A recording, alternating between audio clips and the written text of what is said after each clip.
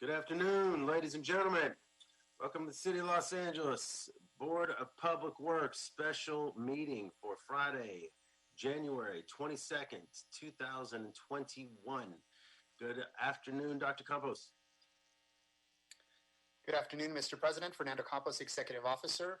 Roll call and establishing quorum for today. We have President Good, we have Vice President Garcia, President Pro Tem Davis, and Commissioners Caloza and Villegas. President Good, you do have a quorum at this time. For the record, all commissioners are dialing in remotely from home. I am also dialing in remotely from home today, and we are joined by our General Counsel, Mr. Ted Jordan, who's dialing in remotely as well. Mr. President, you do have a quorum. We currently do not have any callers on the line under general public comment.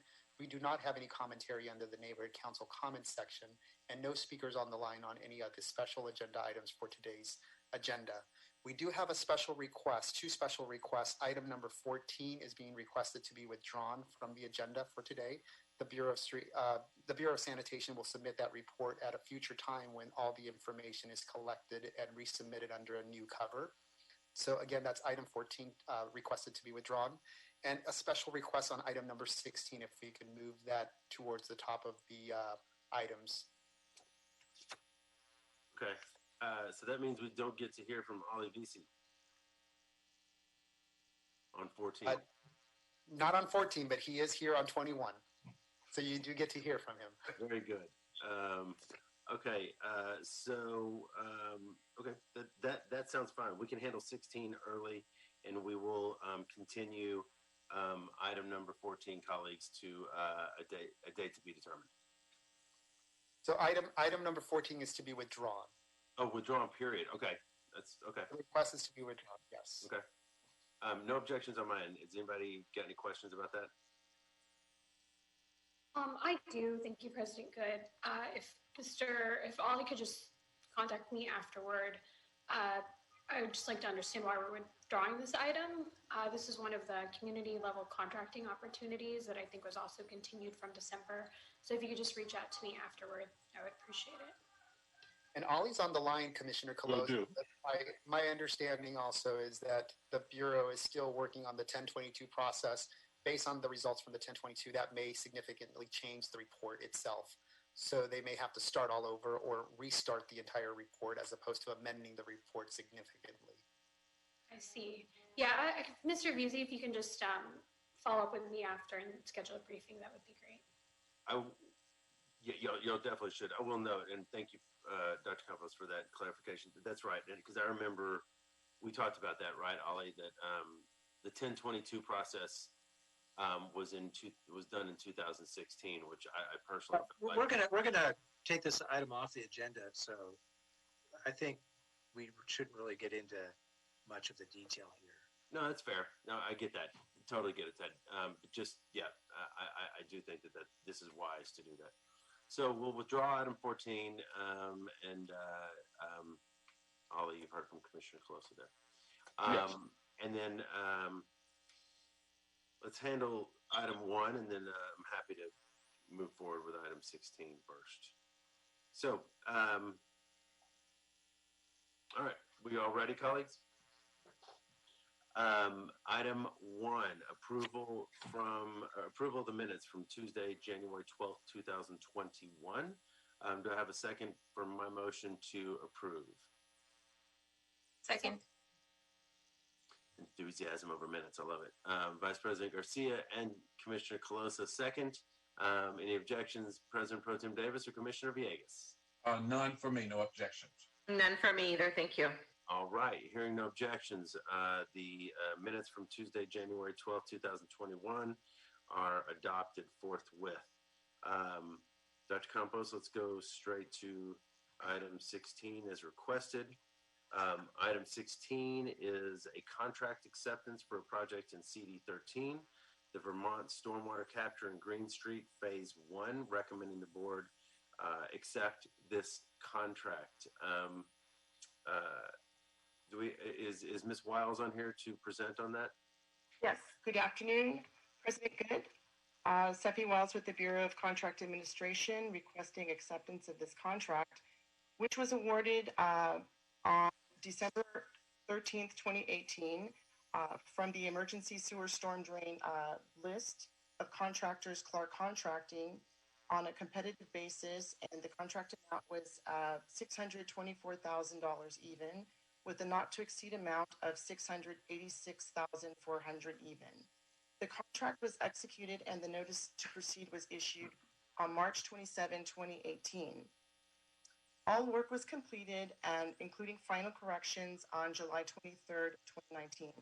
The project scope entailed best management practices in the public right-of-way in and around an existing median to collect large-scale stormwater runoff from a 4.7-acre area that drained west toward the southeast corner of Gage Avenue and Vermont Avenue. Revised construction order was issued on May 2nd, 2019, increasing the contract amount by $26,001.50, bringing the total cost of this project to $650,001.50. The project was completed at 4.17% above the awarded amount. However, it was 5.3% below its not to exceed value. The request to release $30,757.20 in retention funds was processed via progress payment number 4, and there were no funds disputed or withheld, nor were there any unresolved property owners' complaints in connection with this project.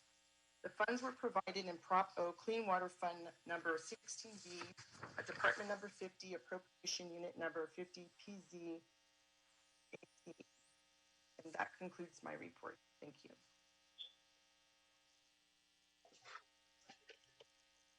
Thank you, Ms. Wells. And good afternoon. Colleagues, do we have any questions or comments on this? We'll start with Vice President Garcia. You're muted, Auda. I thought I had clicked it. Thank you, President Good. Hi, and good afternoon to everyone. Happy Friday. I do not have any questions on this item. Thank you, Sefi, for your report. Thank you. Good afternoon.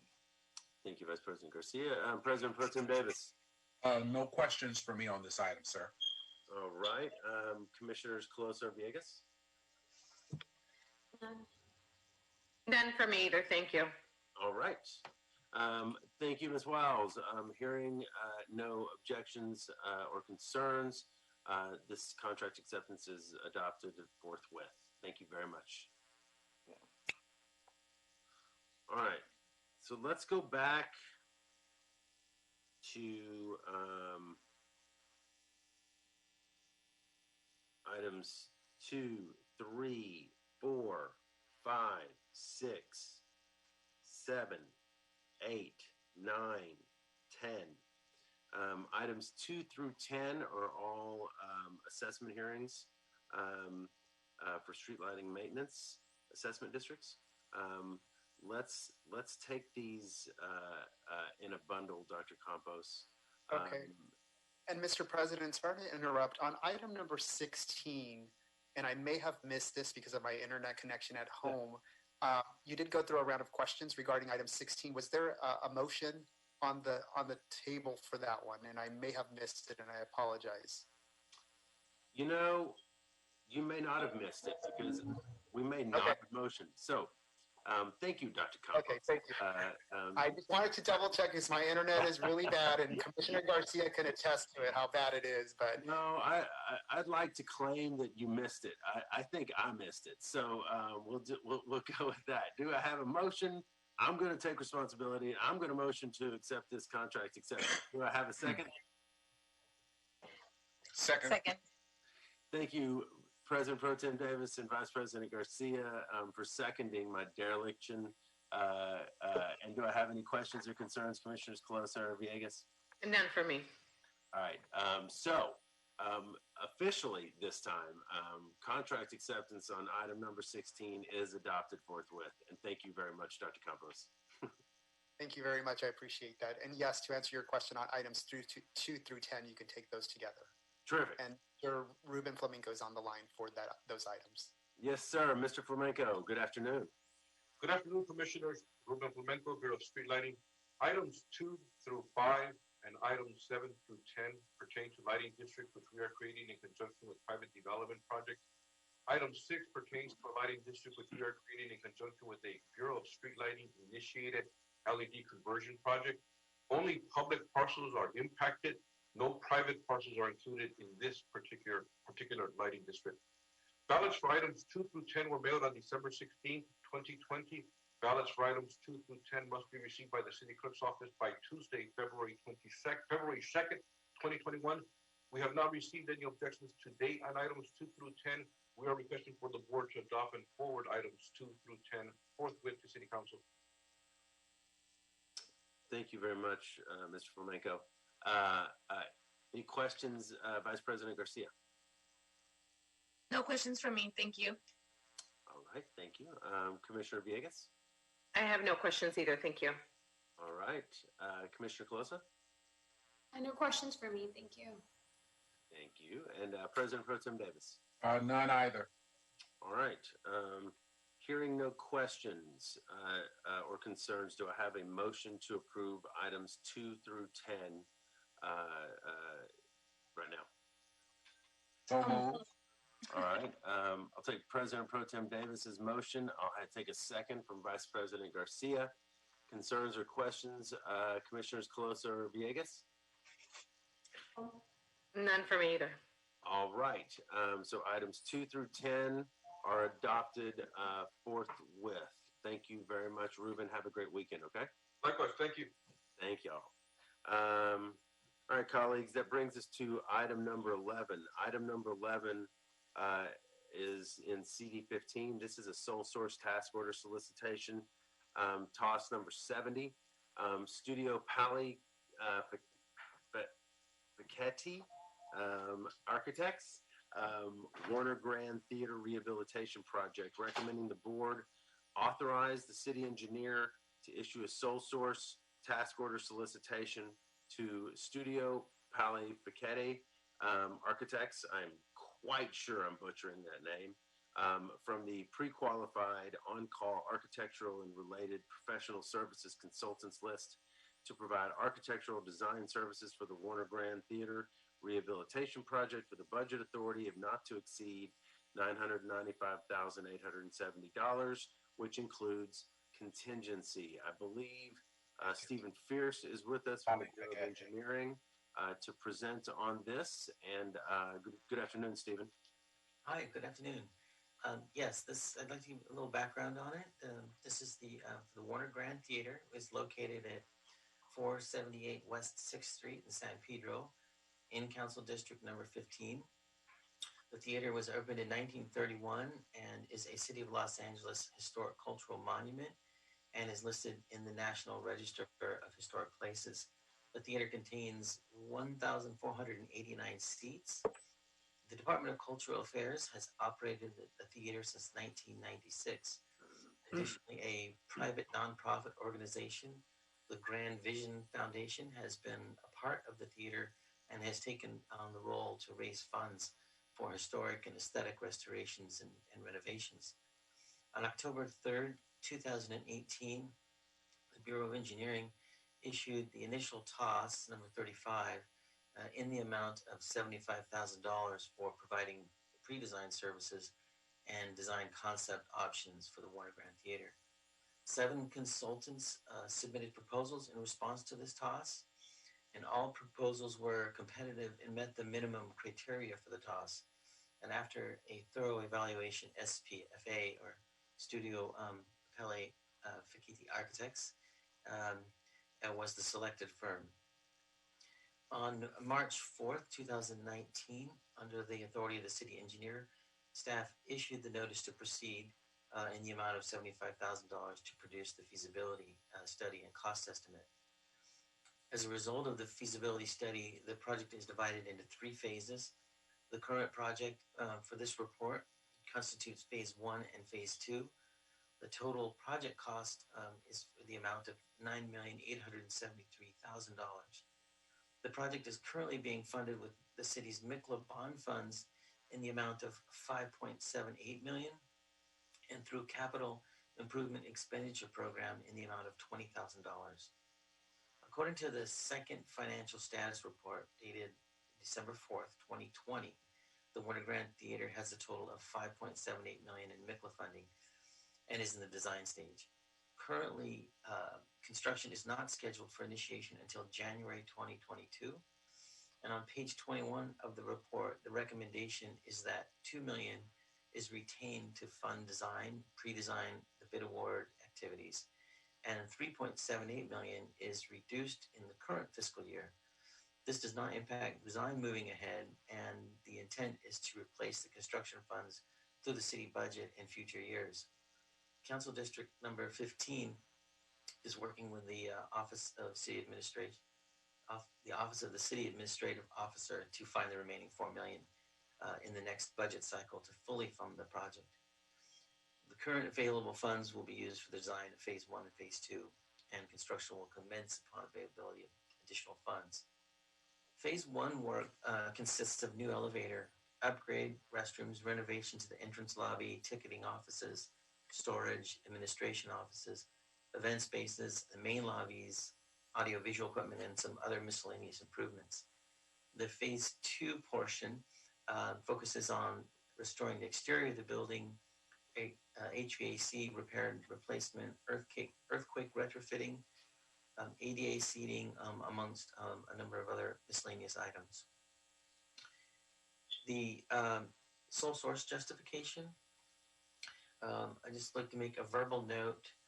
The report was, I sent it to Ted Jordan for review, in which he took no exceptions to the report. And I also provide a little further clarification regarding the sole source justification in the report. As noted earlier, the architect was selected through competitive process for feasibility and cost estimating. All the proposals were competitive and met the minimum criteria for the TOS. After the thorough evaluation, SPFA was the selected firm, and based on their qualifications of the TOS criteria. That said, the scope of work for the TOS was only for the feasibility and cost estimating. The reason for the request to sole source is due to a number of factors. The feasibility and cost estimating work took longer than expected, and this was due primarily to the difficult task for the operators and stakeholders to prioritize the work within the available budget. And the initial scope of work that was identified was substantially beyond the budget that would allow. So through this process, the design team established a depth of knowledge of the project and strong working relationships with the council office, DCA, and the operators and stakeholders. Councilmember Buscaino has sent the city engineer a letter supporting the sole source for SPFA for the phase 1 and phase 2 design work for the project. Additionally, due to the extended time it took to complete the feasibility study and cost estimating, the project has fallen behind schedule. So it was determined that establishing a new team at this time would not be in the best interest of the project. This project is subject to the business inclusion program, and for this task, the consultants exceeded the minimum anticipation levels in all categories. The MBE, they're at 27.68%, WBE, they're 4.09%, SBE at 30.19%, and EBE at 30.19%, DVBE at 3.01%, and OBE at 3.25%. And as noted previously, the funding for this project is CIEP at 20,000 and MICLA at 975,870. With that, that will conclude my presentation. Do you have any questions? Thanks, Stephen. Commissioner or Vice President Garcia, would you like to start us off? Sure. Thank you, President Good. Stephen, thank you for your report. It was very thorough. I'm glad that you itemized where the funding was coming from. That was my big question. And to clarify on the funding aspect of this, there's still some money missing for the second phase, right? But that will be identified at a later time? That's correct. And okay. That was the reason for separating the project into 2 phases. Understood. And this is it's not probably under your wheelhouse, but I know that, it's part of the project. Once this is all completed and done, the theater will be used as, I imagine, as a theater, as a performing arts center. What would it be used for? Yes, it would be a fully functioning theater, and serving the community. It's a, yeah, So the nonprofit will still do the programming for it, right? yes. Okay, got it. Okay, that's really it. Thank you on my part. Thank you, Stephen, for your report. Thank you, Vice President Garcia. And Stephen, just to piggyback really quickly on Ms. Garcia's question, there's actually still a funding gap even in phase one, right? Because there was money taken from MICLA money taken from in the second FSR by council, and so they're still looking for $3.78 million to fulfill that first tranche, right? Yeah, it was my understanding that they approved the 5.78 million, which would cover the phase one work, and but they've taken out 3.78 million, which would be allocated in the future budget years. Right, but they're still needing to fill that. And in essence, this is a situation where it's such a meaningful project that the feeling is you can go ahead and get the design work done, so that in the presumption that eventually we get to a better place financially, more funds become available, that you can kick off the construction based on the work done on this design. That's correct. Yeah. Okay. Thank you. Also, as a reminder, colleagues, if we approve this, it will be subject to the mayor's cost containment process. So, Commissioner Villegas, any questions or thoughts? Started talking and I was muted. I'm good, thank you. I appreciate my colleagues' questions just on the funding aspect and the report. I think it provided a lot of detailed information. Thank you, Mr. Fierce. Thank you. Thank you, Commissioner. President Pro Tem Davis? Yeah, I just wanted to ask if there was any projected time of completion for the overall project? Yes, the schedule for the project that we're looking at right now would be 9 months for the design phase, 6 months for bid and award, followed with 18 months for construction, and then 6 months for post-construction. So 2 years and 9 months really before you can occupy.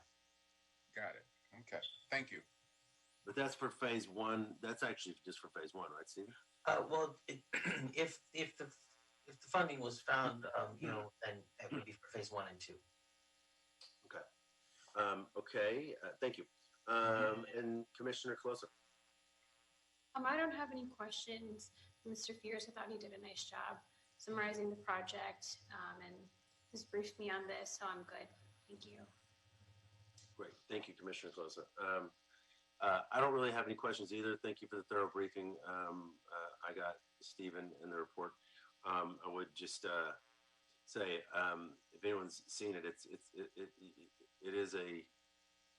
a very cool place, and so it will be exciting to see this come to fruition, however long it takes. So this is a really exciting work, and the design. This architect, who we are, as a reminder, folks, agreeing to sole source, did the Pantages Theater renovation. Is that correct? Yes, that's right. Which is a truly amazing facility. So, great. Do I have a motion to approve item number 11 as amended, subject to the cost containment process of the mayor? So moved. Thank you, Commissioner. Second. Thank you for your second, President Pro Tem Davis. Questions, concerns, epiphanies? Commissioner Colosa, Vice President Garcia. None for me. All right. Jessica's got the light. That's all that matters right now. Sorry, that turned off on me. That was not an objection. That was just. Okay. All right. Hearing no objections, the item as amended is adopted forthwith. Thank you very much, Mr. Fierce. Have a good weekend. Thank you. All right, folks, let's go to item number 12. Item number 12 And I see Ms. Simons here. Item number Aye. 12 is a commodity purchase, GEA Westphalia Centrifuge Rebuild Kit, recommending the board, one, authorize the commodity purchase of a rebuild kit to overhaul an existing GEA Westphalia Centrifuge located in the waste activated sludge thickening facility at the Hyperion Water Reclamation Plant with a maximum cost of $300,000, including taxes, shipping, and handling. And two, authorize the director of the Bureau of Sanitation to request the Department of General Services to solicit bids, select the lowest and most responsive bidder that meets specifications, and create a one-time purchase order for the purchase of the aforementioned item. This item would also be subject to the mayor's cost containment process. Dr. Campos, or no? Actually, no. We did receive a blanket exemption for commodity purchases, and this would be considered a commodity purchase. Oh, that's right. Okay, great. All right, there we go. Yeah. With that, good news, Ms. Simons. I suspect you're here It for is. the presentation. Yes, good afternoon. I'm Sherry Simons with LA San, and I'm an environmental engineer in the process engineering group at Hyperion Water Reclamation Plant. And I'd like to start by giving a brief context on the PST centrifuge's role in the sewage treatment process. In the first step of sewage treatment, the liquid and solid fractions are separated. That solid fraction, referred to as primary sludge, is collected and then treated in anaerobic digesters. And in the digesters, the sludge is heated with steam and held for approximately 13 days. And two main things take place. The sludge breaks down to form methane gas, and the sludge pathogen concentration is reduced. Now at Hyperion, the primary sludge is thickened in centrifuges prior to going to the digesters. And this reduces the flow that goes to the digesters. And those centrifuges are basically removing the excess water. And these centrifuges were installed to maximize the number of days the existing digesters can hold sludge. So for example, if the centrifuges reduce the sludge flow by half, the treatment capacity of the existing digesters is doubled. So this has allowed the plant to defer construction of additional digesters, for example. And this increased treatment capacity, it's also a buffer that provides operational flexibility to meet regulatory requirements. The centrifuges are especially needed when digesters are removed from service for maintenance and we lose capacity. And they will also help ensure capacity when Hyperion someday treats food waste or fats, oil, and grease. Now, Hyperion has 3 PST centrifuges. These units have been operating for over 10 years and have exceeded the manufacturer's recommended time between major overhauls. So this is going to be a routine maintenance. Now, the 3 centrifuges have been scheduled to be overhauled, approximately 1 per year. The first unit's been completed, the second is in progress, and this will be the third and final one. So this purchase will be made as part of LA San's capital equipment replacement program. And this program plans the repair and replacement of capital equipment to ensure operational reliability. And often this equipment is not on contract, large expense, has long lead times, or may take a long time to install. And the goal of doing it this way is to repair or replace the equipment as planned work rather than as emergency work, and to use Hyperion labor as much as possible. And also, like I said, this is waived. This is not going to impact this purchase will not impact the general fund. Thank you, Ms. Simons. So the centrifuges remove water, excess water, which allows it to be thicker sludge that goes to the digesters, which can stay in the digesters longer. Yes, because there's now more room in the digesters for sludge. Yeah. Which allows for more thorough exorcism of pathogens, if you will. Yes, it can help annihilate the pathogens. I mean, it seems like an appropriate verb to me. So, okay. Thank you, Ms. Simons. Questions, colleagues? Commissioner Villegas. That was an excellent way of putting it. We're using all the science terms, and Ms. Simons did an excellent job in letting us know exactly what this equipment is for. As soon as I heard it, I just Googled it, and then I see it. I Googled the equipment, actually, what it looks like. But you have, I saw in the report, you also have pictures of it. So I appreciate your report and thank you for the thorough explanation. I have no questions. Thank you. Thank you, Commissioner Villegas. Commissioner Colosa. Thank you, President Good. Thank you for the thorough report, Ms. Simons. The one follow-up question I had was just around installation. And you mentioned that you would want to use Hyperion labor, I think, as much as possible for this project. So who would actually be responsible for doing the removal and replacement? Oh, I apologize.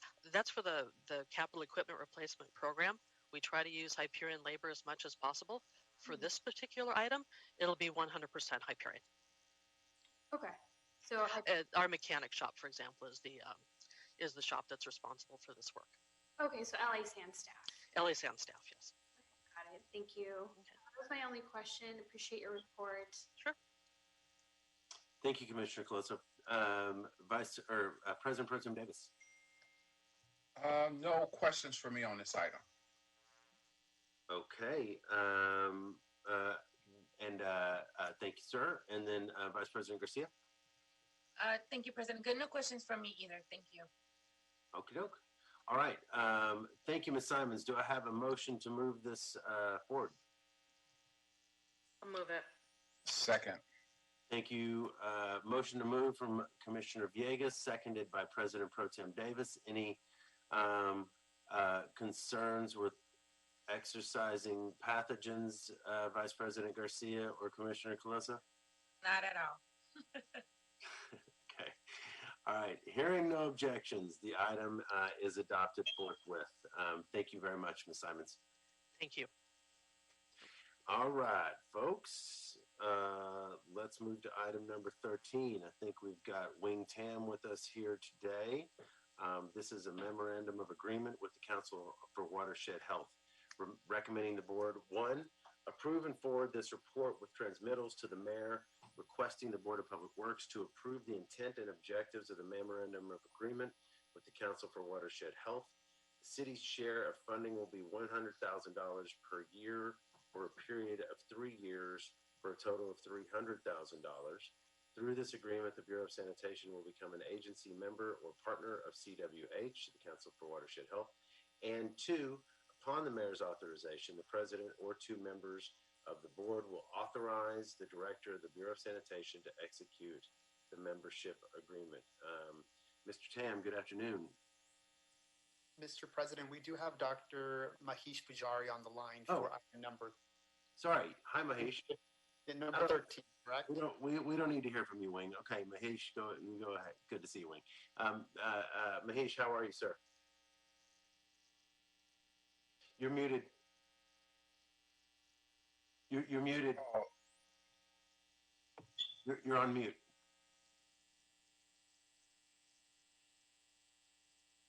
I'm sorry, I didn't want to disturb you. Kept it on mute. Thank you. Okay. Good afternoon, President Good, Vice President Garcia, and Commissioners. And it is a really good afternoon for us. And Happy New Year, because you'll be listening another brilliant science project for me. It's a very, very interesting project. I hope I don't take more time. So I'm Dr. Pujari, and I'm the Assistant Division Manager of EMD. And I also manage this program manager for the Council of Watershed Health, all the programs I manage. So this one is the memorandum of agreement. We are going to sign the agreement with the MOA with the CWH for next 3 fiscal years, 2021, 21, 22, and 22, 23. And the share funding for City of LA will be $100,000 per year for 3 years. And we'll be an agency partner in this agreement. But the beauty of this agreement is that our partners, LADWP, LA County Public Works, Metropolitan Water District, and LA County Sanitary District, who are all together for this project. So we, with a little investment, we expect to see a lot of gain. That's why we are here, not working with them alone, working together as a team. This MOA has gone through a rigorous review, and it has gone to the project review director by LA Sanitation, and it was approved this amount for $300,000 for the entire project. And this is coming from SCMO fund, so the general funds will not be impacted. Little history about CWH.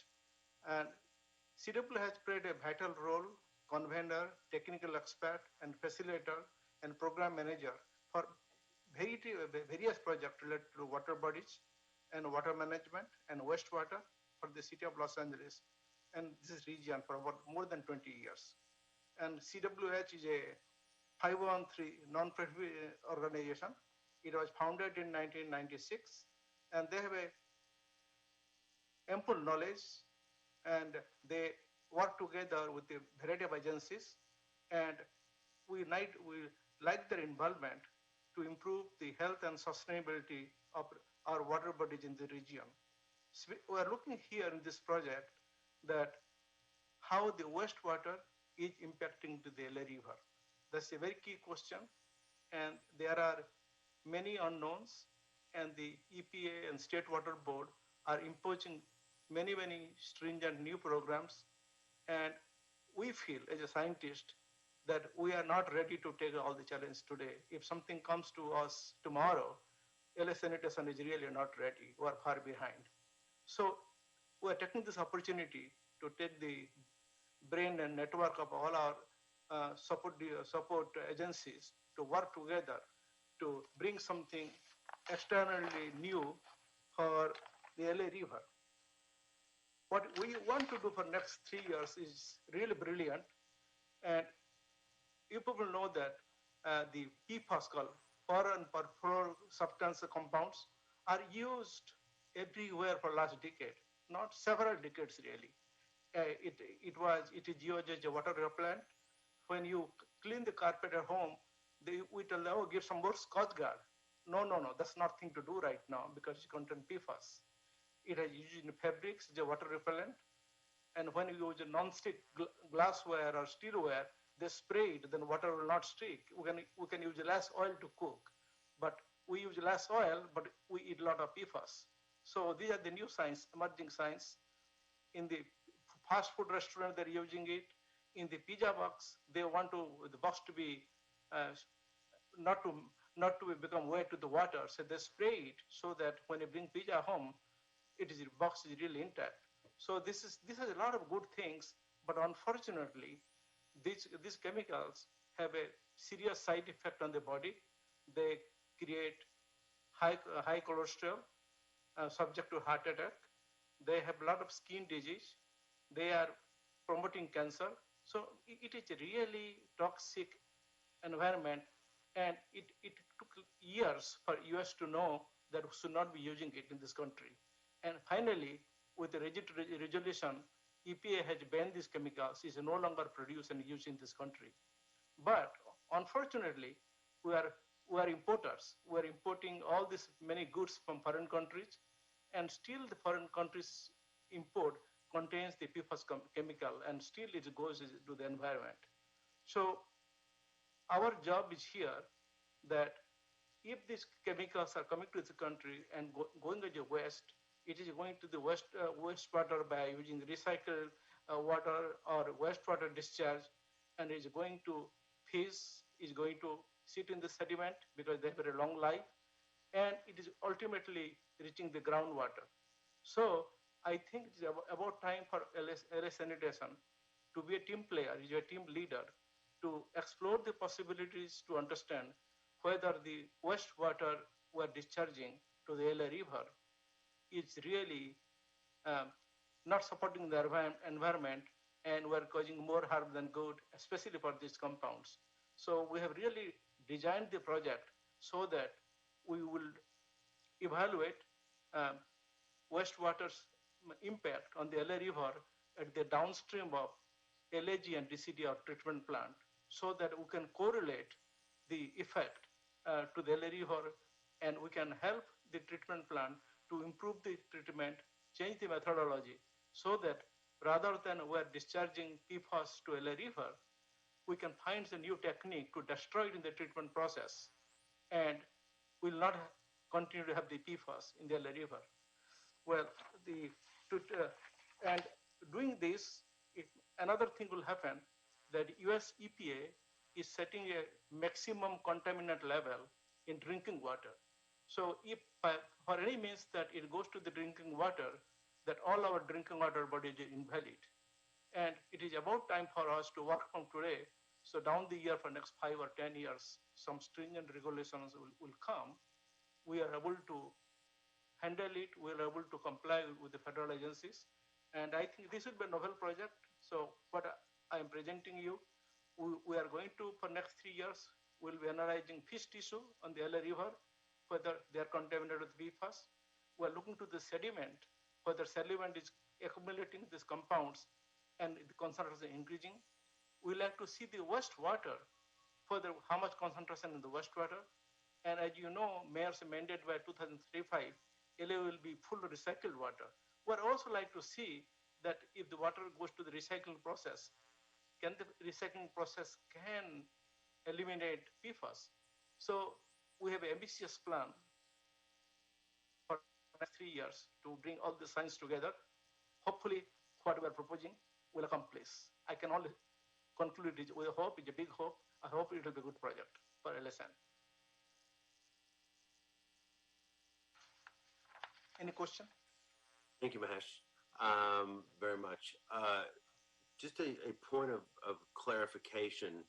The MOU has a second 3-year option to it, correct? Yeah, we have MOU. This is a MOA. MOU is our permit mandated requirement. Means regional board has asked us to do the impact of the pollutant, not PFAS, coming to the LA River. But the PFAS is a brand new science coming out last year, and now this will be a science of its own, and this is not in the NPDES permit. And this is coming to the recycled water, which is source is the wastewater. So we need to investigate impact of PFAS on the environment to protect the public health. Yeah, So I get that, Mahesh. My question is actually not about that, although I will have questions about the substance of the work. I'm talking about just procedurally that if there's a 3-year extension option on the MOA. Yes. Then this is actually then we actually have a total cost ceiling of $600,000 rather than $300,000. Isn't that correct? Yeah. If our director wants to renew the project for 3 years, it will be 600 in another renewal. But we're actually that would be part of it. But that would be part of the authority we would be voting on, is giving you the authority to exercise that second 3-year term, correct? Thank you. Yeah. So we should. My point is, and I'll look to Mr. Jordan and Dr. Campos.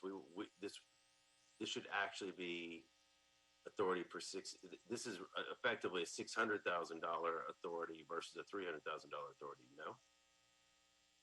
Yes, from my perspective, it is, notwithstanding the agenda, which has the number 300,000. The report itself does, when you read it, indicate that it's $100,000 per year for 3 years. That's the recommendation that's actually typed in the report. And further into the report, it does talk about there being a 3-year option. And of course, the MOA is transmittal number 1 to the board's report, which is part of our public record, which then, makes it clear that there's $100,000 per year, but then there's this 3-year option. So from a Brown Act standpoint, I think we're fine. I think it's good, though, to clarify that what we're talking about approving today could ultimately, if the Bureau chooses to exercise that option, and we're delegating the authority to the Bureau to exercise that option, will be a total expenditure of $600,000 over 6 years. Yeah, I think that's correct. And that's, again, Mahesh, that's not the debate. That's not a debate on the merits yet. That's just procedurally we need to look clearly at what we're either recommending or not recommending. And this would be subject, Dr. Campos, to cost containment, correct? It's subject to Executive Directive 3, which covers cost containment as well. Right. Yeah, that's right. Okay. So, President Good, if I could make one minor point, so I'm sorry to interject here. I would actually somewhat tweak the recommendation here. This is a contract. notwithstanding the fact that we're calling it an MOA. They're contractually obligated to do some things, and we're contractually obligated to pay them. So as a contract that's subject to the board's approval, I would respectfully suggest that as concerns who signs it, we can authorize the director of the LA Sanitation to sign it, but I think we'll also need the actual signature of the president of the board or two commissioners, in addition to the signature of the bureau director. So the way we have the current recommendation in the agenda is you're actually, the president or two members of the board authorize the director to sign. And I have no problem with the director signing, but as a contract subject to the city's code, it actually requires the signature of the president or two members of the board. So, and that signature can be, added easily. It is a contract. I mean, there's consideration in essence, right? Contract. I mean, that's a very fair point. And again, Mahesh, this is not about the merits. This is just about what we're actually doing here. Thank you. I agree with that interpretation. So, Dr. Campos, how can we, before we get to deliberation on the substance, how can we? Is it possible to amend this and call it a contract versus an MOU and add a recommendation for me and or two members? What would you recommend? Well, President Good, I'm sorry to I'll- interrupt. Calling it a contract isn't really necessary. That much is clear from the record. And city contracts are called many different things. So I don't think we necessarily need to amend that. I think it's very clear. I think what does need to be tweaked is who signs it. Yeah, I concur with our general counsel. I think the name of the MOA versus a contract, that's not a big concern to me. Recommendation number 2 would be the way that the board could correct the authority signatures. So instead of reading the president or two members of the board will authorize the director of the Bureau of Sanitation to execute, I would just simply recommend that the board amend this report by amending recommendation 2 to indicate, upon the mayor's authorization, authorize the president or two members of the board to execute the membership agreement. If you have additional signatures, that's fine, but the main thing is that we have the president or two members of the board to execute this agreement. So in essence, striking out authorize the director of the Bureau of Sanitation. Right. And then how about articulating the ultimate sort of ceiling on this, which was 600K versus 300K? I mean, that could, recommendation 1 could be amended to reflect that, could it not? Absolutely. Right after the third sentence, I believe the second sentence, where it currently reads, recommendation number 1 reads, the city's share of funding will be $100,000 per year for a period of 3 years for a total of $300,000. We can amend the recommendation number 1 and add in parentheses for a total aggregate amount of 600, including the renewal option. And I like. Very clear that it's the $300,000 for the first 3 years, and should the board exercise the renewal option in the future, then it could be $600,000. Okay. Thank you, Dr. Campos. Thank you, Mr. Jordan. So we'll come back to amendments. Let's now talk about the substance, colleagues, and then we'll figure out our motion next. So, Vice President Garcia, why don't you kick us off? Sure. Thank you, President Good, and for all of that. And also thank you, I'm going to say it, Mr. Pujari, for your report. My question is, I know that we have other partners on this MOA. How much are the other partners contributing to this project? I believe all agencies are involved. They pay the same amount to the LSM. Same amount. Okay, that's good to hear. That was only my real burning question, but thank you for everything. You did a good job.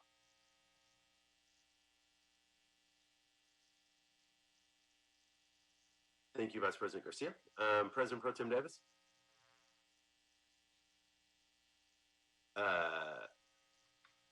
Commissioner Coloso? Thank you, President Good. Thank you for addressing the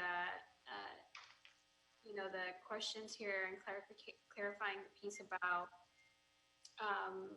second recommendation on who signs it. I had similar questions and was going to ask us to make a very similar amendment. And I don't know, this is a question too for Dr. Campos, whether or not for consistency purposes, it needs to also be reflected in other parts of the board report. And I'll just reference one section as an example, just so our record is consistent. I think it's on just give me 1 second. Page 4, where it says that the 3-year renewal option is at the sole discretion of the director of LASAN. So that might be an area, if we can just clarify in our journal, to strike that piece and replace with the appropriate language so it's all consistent, that would be helpful. Commissioner, if I may interject, the reason I recommended that we have the commission president or 2 commissioners only sign the contract is because we have a city code section that requires that for contracts that are approved by the Board of Public Works. The authority to execute an option that could, if the board wanted to, and wanted to approve the MOA in its current form, that authority can be delegated to the director. It's not required that the board take an action to exercise what amounts to a contract option. So it does mean you can't have that change be made in the MOA. In other words, if they want to exercise the option, they'd have to bring that back to the board, have a discussion like we're having here, and then have the board agree to the exercise of that option to extend the contract for 3 years. But it's your discretion. You may delegate that authority to the bureau director. It's somewhat different than the signing of the contract. That exercise of the option, the way it's currently written, amounts to a delegation of authority. Bureau director, just like bureau directors have other authorities. For example, change orders. They can do change orders up to certain dollar amounts. So I just put it there, and the board has the option one way or another as concerns who exercises the contract renewal option. Thank you, Mr. Jordan. Yeah, I guess that's a discussion for the board today. I guess for me, how I'm looking at it too, is that once, we sign this contract, in addition to the LASAN director, after we make these amendments, essentially the board, wouldn't see this contract, this MOA, for another 6 years. So even though we're not going to be in these seats in 6 years, and even in 3 years, I would at least want to give the option for whoever's sitting in our positions to be able to look at this. The fiscal situation might be different.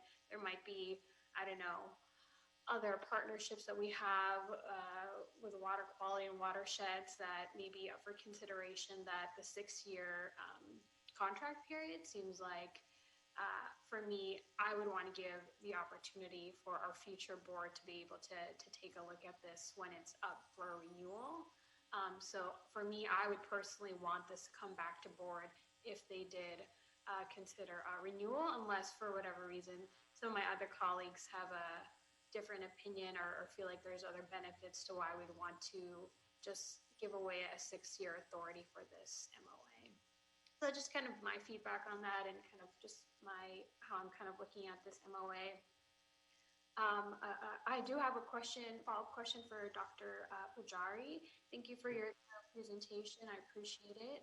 I appreciate the detail too in your board report about stakeholder engagement around water quality issues. So I thought that was really good to see that there's going to be work with CWH around really educating the public about the work that you all do in this partnership. I wanted to understand the costs prior to this MOA. Has the share between the City of LA and our other partners, has it always been at the same level? Is it always $100,000 per year, or Yes. has it changed over time? Actually, it started only 3 years back. So we are 4th year. So it has been. 100,000 a year for all agencies, and we're really coming to renew first time. So you can consider it's a fourth year Okay. for this project. I see. And I know we're a part of lots of different, like, coalitions around, researching our water sedge with other municipalities and other water board authorities. How is this different from those other investments and partnerships that we're already making? I know we've passed a few of them recently through board. So how is this different, so I can kind of understand? Well, thank you. This is a very good question, really. Thank you for asking me this. Look, LA River is a big chapter, is a big subject, and investing $100,000 on the LA River is really nothing. We cannot do much with that money. So since we're using public funds, since we're using SMO funds, and since our two treatment plant, LAG and DCT, they're dumping to the LA River, I believe City of LA has an obligation to understand the impact of our pollutant coming to the LA River. And since the new signs are coming ahead, and it is already placed by MCL for the drinking water, maximum contaminant level. So it is becoming a challenge for the city to handle the regulation just immediately. We cannot handle it. So other people have their interest for them to do LA River, but we have a vested interest. So see, our interest is that how our treatment plant is impacting to the LA River below our outfall. We are not going to up the outfall, so that we must be accountable what we do, and we must be accountable bring a healthy environment to the city of Los Angeles. So we are really targeting to protect that the city of LA, our pollutant, are not pumping PFAS to the LA River, and we're really working together to protect our citizens. And that's our goal. So our goals are specific to our need, not other need. Good. I appreciate that. And just one last question for me, and I'm gonna go ahead and give up the rest of my time. Is that I know in the board report there's mention, and you've talked about it a lot with the passion that you're talking about for the PFAS and studies in our watershed, because it's potentially harmful to our water quality, or is harmful to our water quality. Where can we find some of these studies and reports? I think there's like some annual reports mentioned in the board report. Oh, it is really everywhere, and this is a new emerging science. And US EPA, let me go to a little detail, that there are over 10, 20, 30, 40,000 compounds look like PFAS, and we know very, very little about these compounds, their impact. But about two compounds, P4 and PFAS, they're octanoic acid and octanoic sulfate. So I don't want to go into detail. Those compounds EPA has studied extensively, and that they created so much nightmare for public health. EPA has to wake up, and they're looking at the regulating now the drinking water. So if they're regulating the drinking water now, wastewater is also not far, and they have a committee already starting to set the limitation on the PFAS in the wastewater industry. So all the regulations are hunting us. So we know that it's coming, if not tomorrow, day after tomorrow. So if we really do not invest our science, and we do not bring the science and the treatment work together, that means if we find something sediment, forget about removing it, we need to inform to our treatment plant operation that we have to improve the process, that it cannot come to the LA River anymore. So it is really not the finding out how much is present and what is coming out, and it is our support to LA sanitation to improve our treatment process, so that we will not able to burden the LA River with these compounds in the future. So it is a partnership with the different agencies within LA sanitation. Thank you, Dr. Pujari. I was actually referring to the annual reports that were mentioned in the board report, but I can follow up with you online. That's just for my research. I don't have any further questions. I look forward to hearing what my colleagues think on the potentially, 6-year, additional 3-year renewal without the board seeing this contract again. Yeah, but in the offline though, you can find me easily in the mail. If you like to discuss with me on this subject, it will be a very interesting, healthy discussion. I think we both can learn. You are welcome. You are welcome to contact me anytime. Okay, thank you, Dr. Pujari. Thank you. Thank you, Commissioner Colosso. So, Vice President Garcia and Commissioner or President Pro Tem Davis, you both had your opportunities, right? Or President Pro Tem Davis, do you have any questions? No, I didn't have any on this item. Okay, thank you, sir. Commissioner Villegas. Thank you, and thank you to my fellow commissioners also for just asking thorough questions. I just had a question in terms of the substance and the way that we're funding this program. Curious to know if there's opportunities for us to have this type of study funded through the competitive pot of the regional funds through Measure W, the Safe Clean Water Program. Maybe we don't know, but if you ask me the question, that's the reason we're having the agency partners. They are also giving us funds to do this job. So that's why such a challenging project, ambitious project, we're asking for little money, 100,000. And when we, believe me, when we collect the sample, at this moment, City of Los Angeles has no resource, means no technology. The laboratory, I am the assistant division manager. We don't have the resource to do it. We have to outsource, and the outsourced laboratories are also very, very, very limited. And we have to select the right laboratory to the right work. So challenges are ahead with us.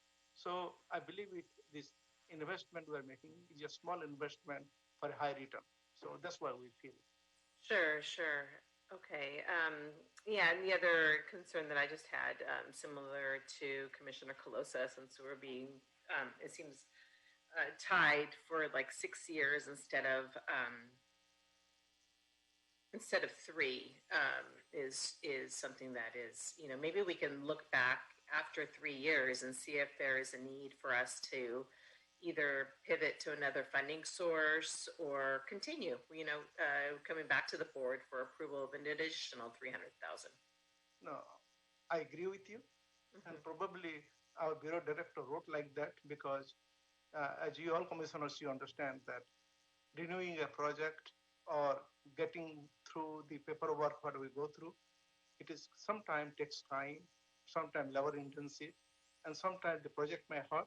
So I think our bureau director thinks that after 3 years, if we have an exciting result or exciting study, and this is really something helping LA sanitation, we should be able to renew it with the least inconvenience. I think he wants to say that. Otherwise, we are really not asking that, we're going for 6 years. At 3 years, we'll evaluate where we are. Are we moving forward? There will be a symposium. We'll present the data. And if it's really benefiting LA sanitation, then only we'll go forward. That's why I think. I appreciate it. Thank you. I have no further questions. Thank you, Commissioner Villegas. Thank you, everybody, for the conversation. I think the way we should start this first, because Commissioner Colosa, your point in question there would actually change a material element of the MOA itself. And so what I would ask is, so I would entertain a motion from you if you would like to amend, to make that amendment to the report. Would that require that would require an amendment to the MOA, would it not, Dr. Campos? Yes, it was. If I can paraphrase and Commissioner Colosa can clarify or correct me, what I'm understanding from a proposed amendment potentially could be to modify recommendation number 1, which would include to clarify or add in clarification after the total of $300,000 as, or $600,000 including the renewal option, end quote. The second amendment would be on recommendation number 2 to strike out, quote, will authorize the director of the Bureau of Sanitation, end quote. And then a third amendment to recommendation number 2, and at the end of, to execute the membership agreement, comma, including the discretion for the board to subsequently consider and authorize the renewal option. And the fourth amendment is on page number 4 to strike out the reference to the Bureau of Sanitation and replace it with the Board of Public Works. And then number 5 would be the MOA changes. Thank you, Dr. Campos, for summarizing that. I'm good with those changes, and I think that the future Board of Public Works would benefit from seeing this contract in 3 years, and they can leave it up to their discretion depending on the climate and any other factors that might be changed in 3 years from now. Oh, you're muted, President Good. So, respectfully, I'm actually comfortable with some of the amendments and would not necessarily be a yes on the others. And so what I would like to do is bifurcate those amending motions. Completely entertain motions to amend from, and you're gonna have to clean this up, Dr. Campos. I'm going to assume motions to amend, or number 4 and number 5 from Commissioner Colosa, and please correct me if I'm off, Jessica, to A, amend page 4, and B, as an extension, amend the MOA to require the Board of Public Works to extend on after 3 years. Then I would like to motion on the first 3 amendments, which would be on the 600K parenthetical, and the requirement of signatures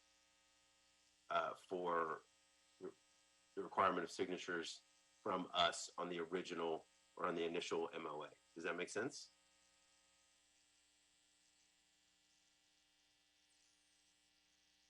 Are you talking to me or to Dr. Campos? Dr. Campos, but also to you. Do you want to motion to amend? I have the same question.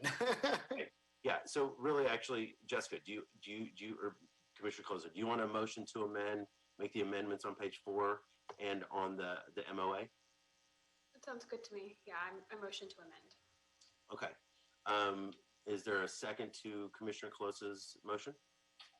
I'll second that. Okay. Commissioner President Pro Tem Davis. Yes, sir. Any questions? No, none for me. No questions on mine. Okay, and Vice President Garcia. No objections from my side either. Okay, I will just say I actually am comfortable with delegating that authority given the size of the contract. So I'm a no on this, but I believe the ayes have it on those amendments. So is that the correct count on that vote? That's correct. I believe I just need to get confirmation from Commissioner Villegas. I second the motion, Okay. so I'm concurring. No questions. Okay. Okay, so Commissioner Close's motion to amend page 4, as well as to amend page 4 to note that the Board of Public Works will be the authority to extend after 3 years, and then by extension, forgive the phrase, amend the MOA. Those motions pass 4-1, correct? Correct. Okay, and then I will introduce a motion to approve the overall item with the amendments to A, amend the language in recommendation 1 to point out the 600K, and B, to require the Board of Public Works or the president or 2 members of the board to sign the original MOA. That's my motion. And Mr. President, would you like to also remove the reference to the Director of the Bureau of Sanitation? Yes. Recommendation number 2? Yes, please. Sorry. Yes, thank you. I know I was missing something. Okay, I apologize here. Someone felt strongly about this. We all do. This is important. Do I have a second then to my amended, or to approve. Do I have a second to my motion to approve the overall item as amended by my motion, but then also as amended by Commissioner Colosa's approved motions? I'll move. I'll move. Okay. Hold on one second.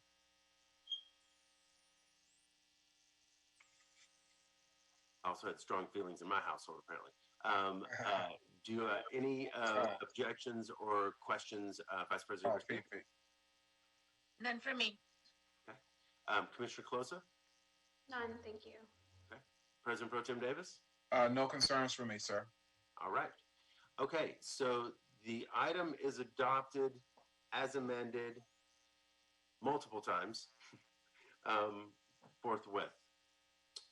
And this is, and also subject to the mayor's cost containment, or to ED3, which we don't have to note as amendment.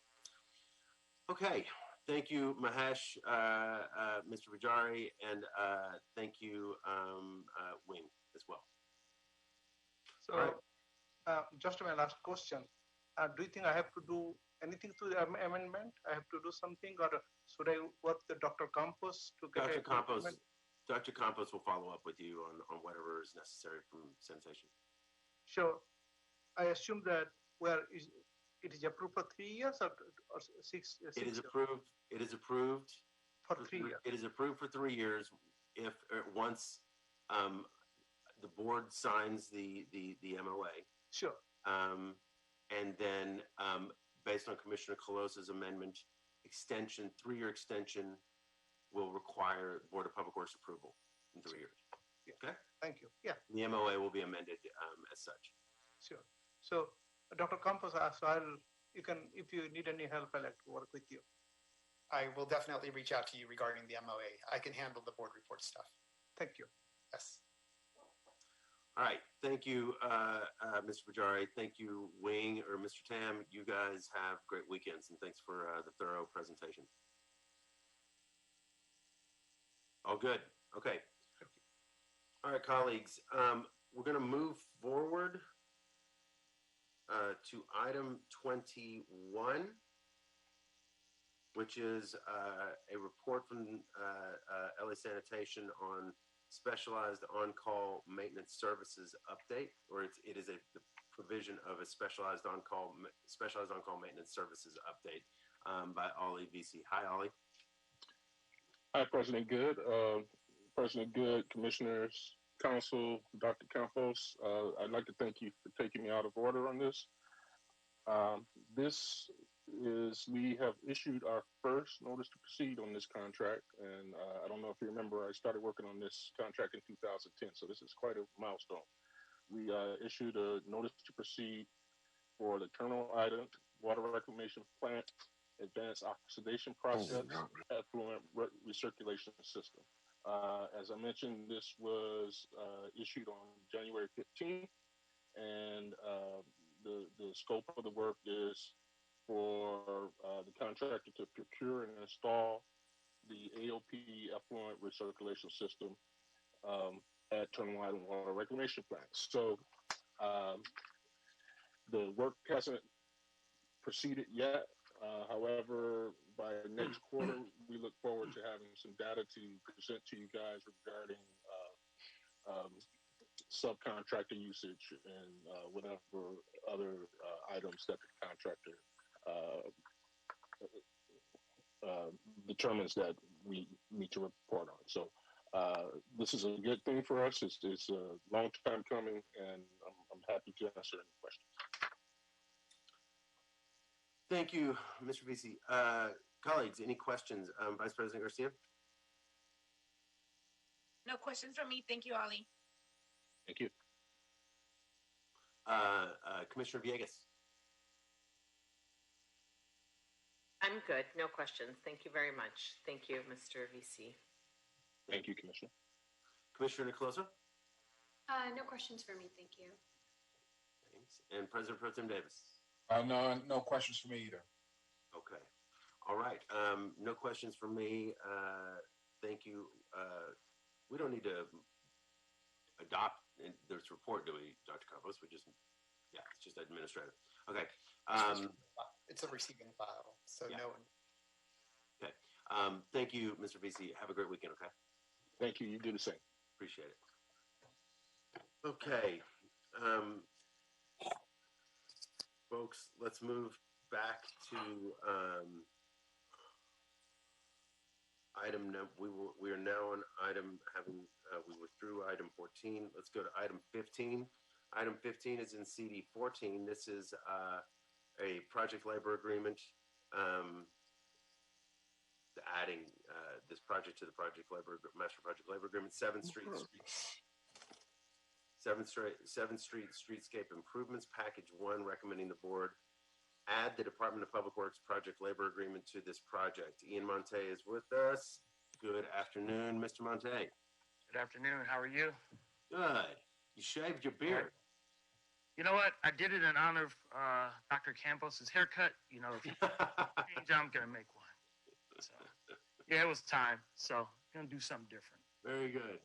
All right. It's the thing at the beginning of the year, right? Yeah, we could go with that. It's a lot of things for me, but it was time. And I'm gonna try something different. Very good.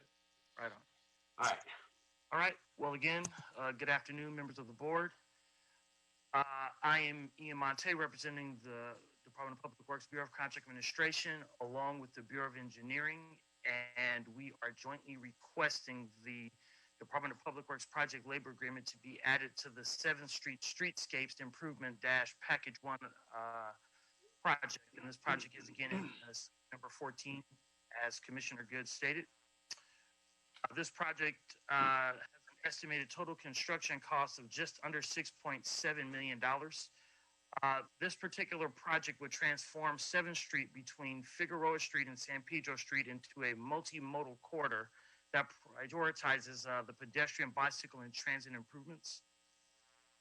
The project would either upgrade existing or construct new eastbound and westbound cycle lanes located between Figueroa Street and San Pedro Street with a protected cycle track.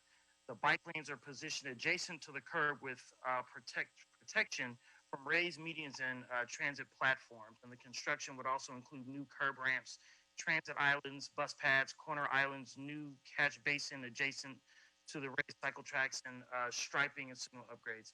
I actually saw pictures of what it would look like in the pre-bid meeting, which was yesterday. Actually looks really cool. So I commend BOE for their design team on what this project could ultimately look like. Hey, Charmaine. Obviously, the PLA, as stated many times before, has a ton of benefits that it would provide to the city. It will certainly help to ensure work is done safely by providing access to skilled workers with a commitment to training so that there's no real costly corrections and time-consuming things there. Also, the PLA language has orderly settlement language within it that prevents strikes, work stoppages, lockouts, or any other type things, which again promotes the public interest on these projects. We always do the math in terms of how many potential jobs could be created with these projects that we would add the PLA to. And right now, an average of 13 jobs per $1 million of construction costs means that this project, just under $6.7 million, will generate approximately 87 jobs and career opportunities. And as always, the Bureau of Contract Administration has the responsibility to monitor the project labor agreements, policies and procedures as it relates to targeted hiring and the contractor's efforts in that regard. So with that being said, we are strongly recommending that the PLA is added to this project, and I'm available for questions.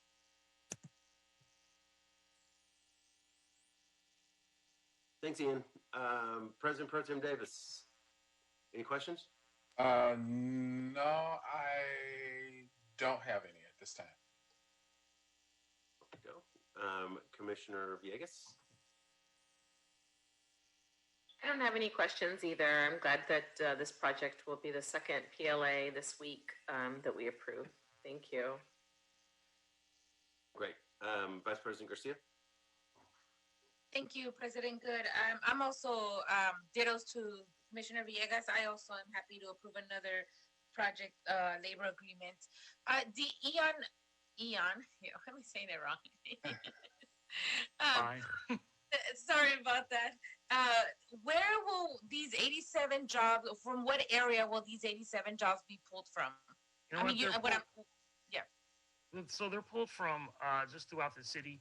The current PLA has 75 zip codes within them, and those zip codes were created 5 years ago or so based on median household income and unemployment rates. And so that's how we developed the tier 1 and tier 2. So it's not just completely in the city outright. It really focuses on the zip codes within the city that have been hardest hit economically, at least for a recent history.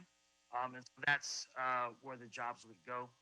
Theoretically, that doesn't mean that's where they're all going to go, but in terms of the PLA, many of those jobs will go to residents that live within those communities.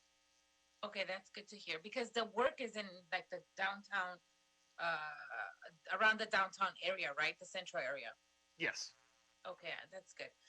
That's it for me. Thank you for your report again, and happy to support this project.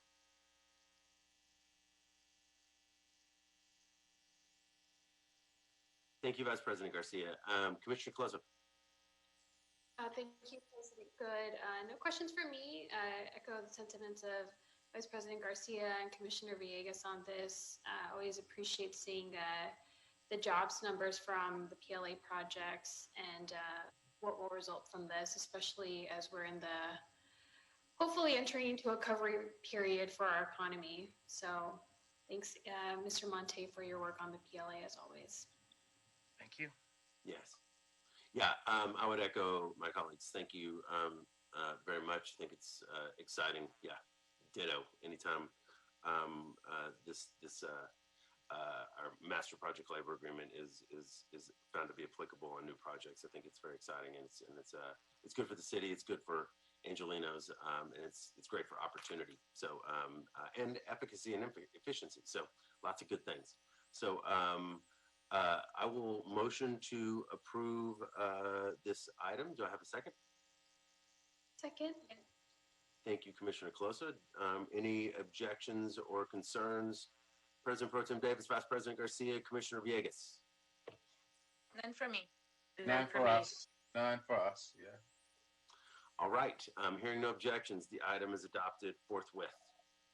Thank you, Ian. Thank you very much. Have a great weekend, okay? You too. All right. We've taken 16. We now go to item number 17. And item number 17 is recommending that the board adopt the 2019 edition of the Work Area Traffic Control Handbook. This is Work Area Traffic Control Handbook 2019 edition. And I believe, is that Gordon Haynes here to present on this? Sir, this is Edward Arrington with Bureau of Engineering. Sorry, Edward. Hi, Edward. Welcome. So why don't you please go ahead and tell us about this? Great, thank you. So yes, on behalf of the Bureau of Engineering and the Bureau of Contract Administration and the Bureau of Street Lighting and the Bureau of Street Services, we're requesting the adoption of the 2019 edition of the WATCH, or the Work Area Traffic Control Handbook. This is in compliance with Section 6106 of the Los Angeles Municipal Code that states all work involving city property or rights-of-way shall be performed in accordance with the provisions of the latest edition of the manual entitled Work Area Traffic Control, adopted by the board, for which other sections of the LAMC make reference. Just as a brief history, this particular document, it actually has very rich foundings within the city of Los Angeles. It actually started here in the city through the effort of various departments in the 1940s as a way of setting up traffic control. Then over the years, the document has emerged and matured to what it is today. Currently, it is used widely throughout Southern California and definitely within here in the city of Los Angeles. But essentially what the document does is provides general requirements for setting up temporary traffic control within our roadways. So essentially it delineates how to set up such things as cones and barricades to close a lane, for example. And in particular, it identifies the various signages that are required in order to do so. As it relates to the 2019 edition, the changes are primarily editorial in nature for the most part. There's changes primarily as it relates to reference how the different signages are referenced, or various notes throughout the document that need to be updated or revised in compliance with the main reference document, which is the California Manual Traffic Control Devices. So in regards to the overall, I would say they're as pointed so that the particular work in it as it is today is as it is being followed by all the particular bureaus and of course LA Department of Transportation. So with that, I will be happy to answer any questions. Thank you. Thank you, Mr. Arrington. Any questions, President Pro Tem Davis?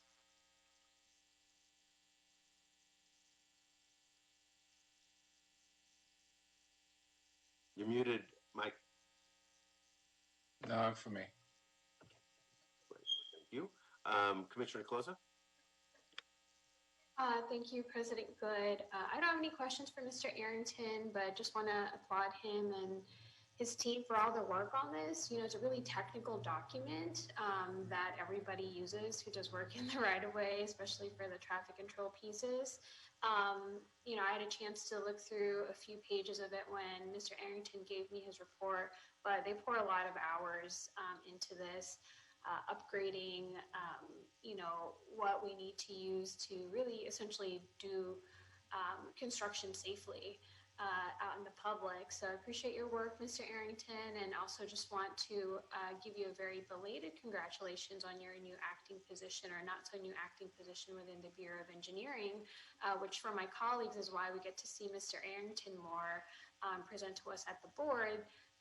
Previously, we didn't get to see him as much, but he's a new acting principal now in the wastewater division. So thanks for your work, Mr. Arrington, on this. And if you haven't gotten a copy of your 2019 edition of the Watch yet, I'm sure Edward would be happy to forward you one. Thanks, President Good. Thank you, Commissioner Closa. Thank you, Commissioner. Vice President, yeah, and congratulations, Edward. Thank you. Vice President Garcia. Congratulations. So thank you, President Good. Congratulations, Edward, on your promotion. Nice to hear that. Edward, my question is, and maybe you said it through your report, and I missed it somehow, but we are adopting a 2019 edition. Am I missing, like, is there an updated version, or is that the most updated we can get? Or we're in 2021 now. Just wondering, is there going to be a new one? That's all. Right. Thank you, ma'am. And yes, Commissioner Caloso had kindly nudged me about that same item previously. And yes, as the report identifies, it is on a 3-year cycle. So the next version you will see going through will be the 2022, I believe. Essentially, the committee works through the document through the intermittent years. So on this particular document, yeah, it was generated in 2019, I believe, toward the end of 2019 or midway so. And staff was preparing the documents ready to bring it to board. Unfortunately, the staff that was working on those retired. And then subsequent to that, the other staff that were replacing that also retired. And then, of course, COVID hit. And so that unfortunately pushed things back. So we weren't able to adopt it and bring it to board until now. But yeah, as it relates to 2019, it is the current edition for folks. And the next edition, 2022, we would definitely work toward presenting it to board much sooner. Got it. Thank you, Edward, for that explanation. Appreciate it. Sure. Thank you. Thank you, Vice President Garcia. Commissioner Villegas. Thank you. I don't have any questions on this. Thank you. Edward, for your explanation and for your promotion. I appreciate it. Thank you. Thank you, Commissioner. Thank you, Commissioner Villegas. Yeah, I would once again echo the sentiments of my colleagues, both congratulating you and also like it's a lot of work. I looked at that thing, and that is a substantial piece of work. So thank you for that and the leadership of the bureaus and BOE on that. So I don't really have any further questions. Given the timing, we should get this thing moved quickly and adopted quickly. So do I have a motion to do so? So move. Wait, I think Commissioner Caloza was on the verge, President Pro Tem Mike, so I'm going to give her the motion and give you the second, okay? Okay. All righty. Any objections, Commissioner Villegas or Vice President Garcia? None from me. None from me either. Okay. Hearing no objections, the the Watch Handbook 2019 is adopted forthwith. Thank you, Edward. Thank you very much. All right. Okay. So with that, colleagues, that brings us to item number 18. Item 18 is in CD 13. This is an AFE, John C. Rasmussen, DBA, the Pond Company. Bureau of Sanitation and Office of Accounting are requesting board approval and execution of an authority for expenditure in the amount of $99,000 to encumber funds to hire a qualified vendor to provide vital upkeep and maintenance of Echo Park Lake. Scope of work to include, but not limited to, collection, disposal, and cleanup of giant apple snails and eggs, some of Vice President Garcia's favorite things. Removal and disposal of unwanted floating and submerged vegetation such as algae, lakeweed, and pondweed. Cleanup and disposal of floating trash and debris fallen or thrown into the lake. Weekly upkeep frequency or as directed by the Bureau of Sanitation. Authorize the president or two members of the Board of Public Works to execute this service agreement. This is AE 215-11050M, Fund number 511, Measure W Local Return Fund, Department number 50, Appropriation Unit 50 SSAB.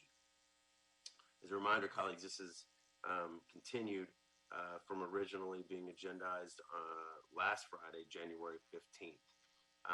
So who's presenting for us? Wing, this is Wing here. All right, Mr. Tam, please proceed. Okay. Good afternoon, Board President and Commissioners and Executive Officer and City Attorney. I really appreciate the opportunity to present this. This particular item, I want to just go ahead and just apologize for not knowing that it was in last week's item. If I heard about it, I would have stayed on from last week and just talk about it. But since we're here, so I will go ahead and do that. And also, I want to also introduce my other colleague, Gordon Haynes, also on the call, just in case there's any detailed question that you have.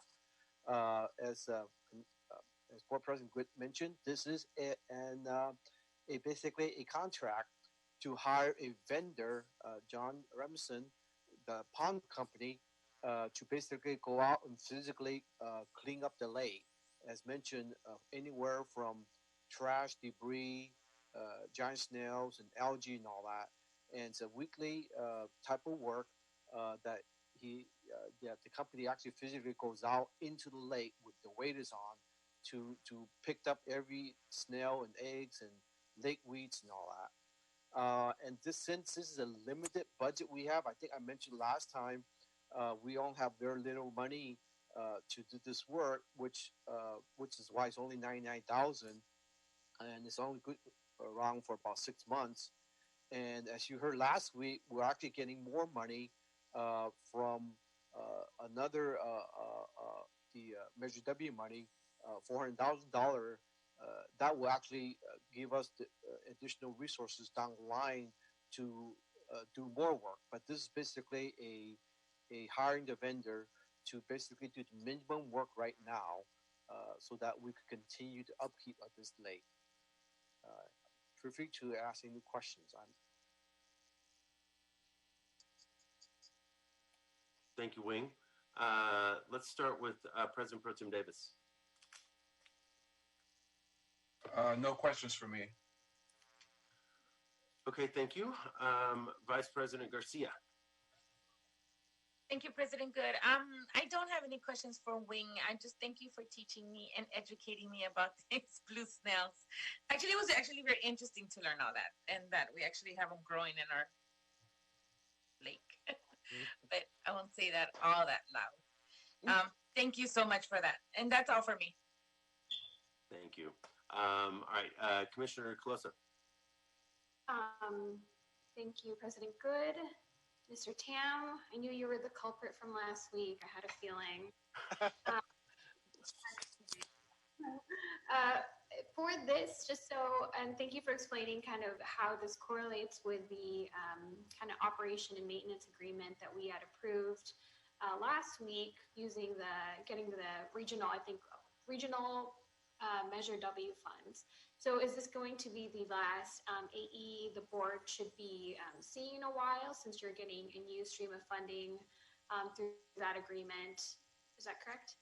That is correct. Yeah, because we're in the process of since we have the since you approved that $400,000 as it gets approved, we're in the process of developing a long-term contract, and that will be coming to you later using the other money. But yes, this is something just to get us continue for us to maintain that lake until we get the other agreement. Okay, thank you for clarifying. I'm good, President Good. Thank you. Thanks, Commissioner Colosa. So it's really just stopgap until those Measure W funds, or the Measure W funds will actually fill that, be the money that gets encumbered. Correct. Got it. Okay. Commissioner Villegas. Thank you, and thank you, Wing. That was a good report. I don't have any questions. I know that we have poured significant amounts of money into Echo Park Lake with Prop O, now with Safe Clean Water Program, and now these like in between monies. So I don't have any questions. Thank you. Okay, thank you, Commissioner Villegas. So I would echo Commissioner Colosa. I knew it was you, Wing, and I know it won't happen again. So thank you. Yes, we will. All right. So with that, do I have a motion to approve the item? I'll move. Thank you, Commissioner Villegas. Do I have a second? Second. Thank you, President Pro Tem Davis. Any objections or concerns, Vice President Garcia or Commissioner Colosa? No concerns on my end. Thank you. Thank you very much. All right, hearing no objections or concerns, this AFE is adopted and approved forthwith. Thank you, Wing. Thank you. Have a great weekend. All right. Fun. Okay, we have item 19. Item 19 is for a project. It's a specification submitted for board adoption and authorization to advertise for the invitation of bids for a project in CD14. This is Highway Safety Improvement Program Cycle 6, Olympic Boulevard between Lorena Street and Soto Street, pedestrian crossing safety enhancements. This is federal project number HSIPL-5006, parenthetical 791, and parenthetical.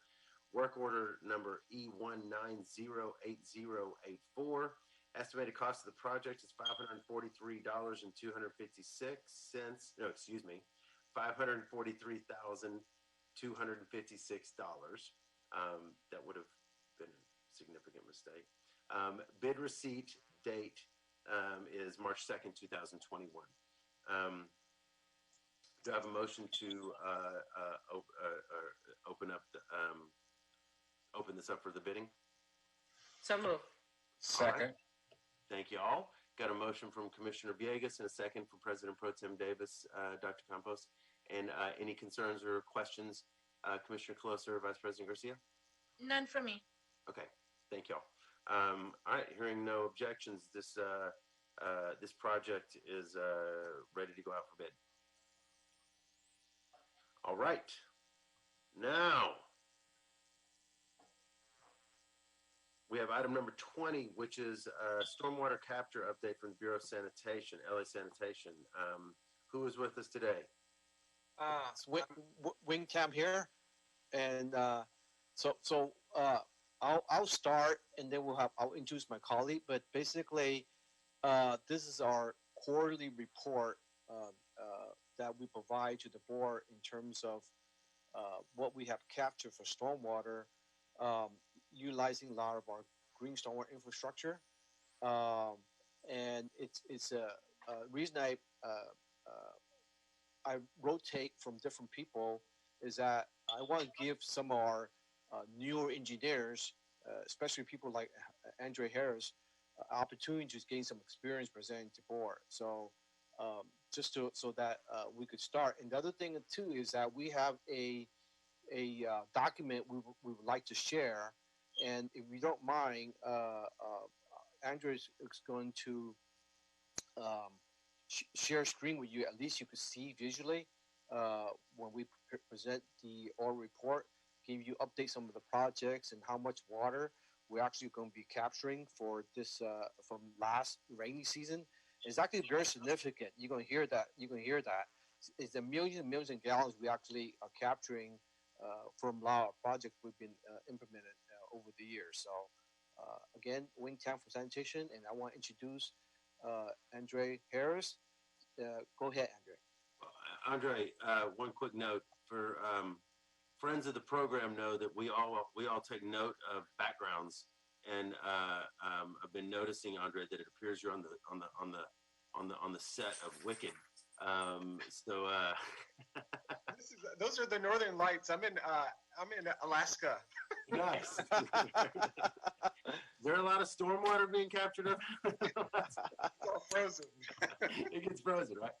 All right, thank you, man. I had to comment on the green. Very cool. Welcome. Thank you.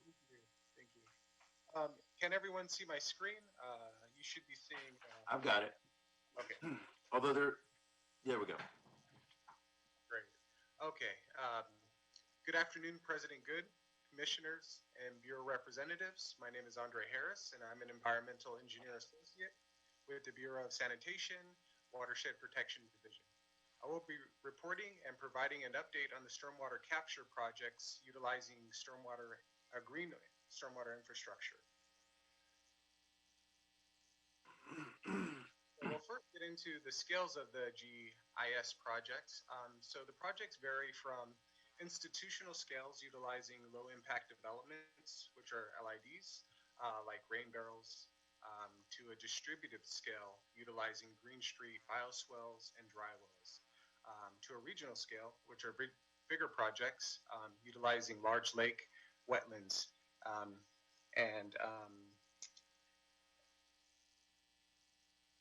On this slide, I'm going to show a couple of examples of low impact developments and other stormwater BMPs. So these include cisterns, underground infiltration basins, rain barrels, planter boxes, wetlands, and bioretention swales.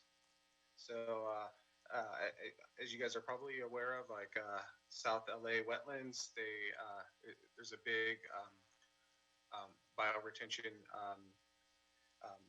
BMP there that captures a lot of stormwater, and it's a nice place to take walks, so it's a good community asset.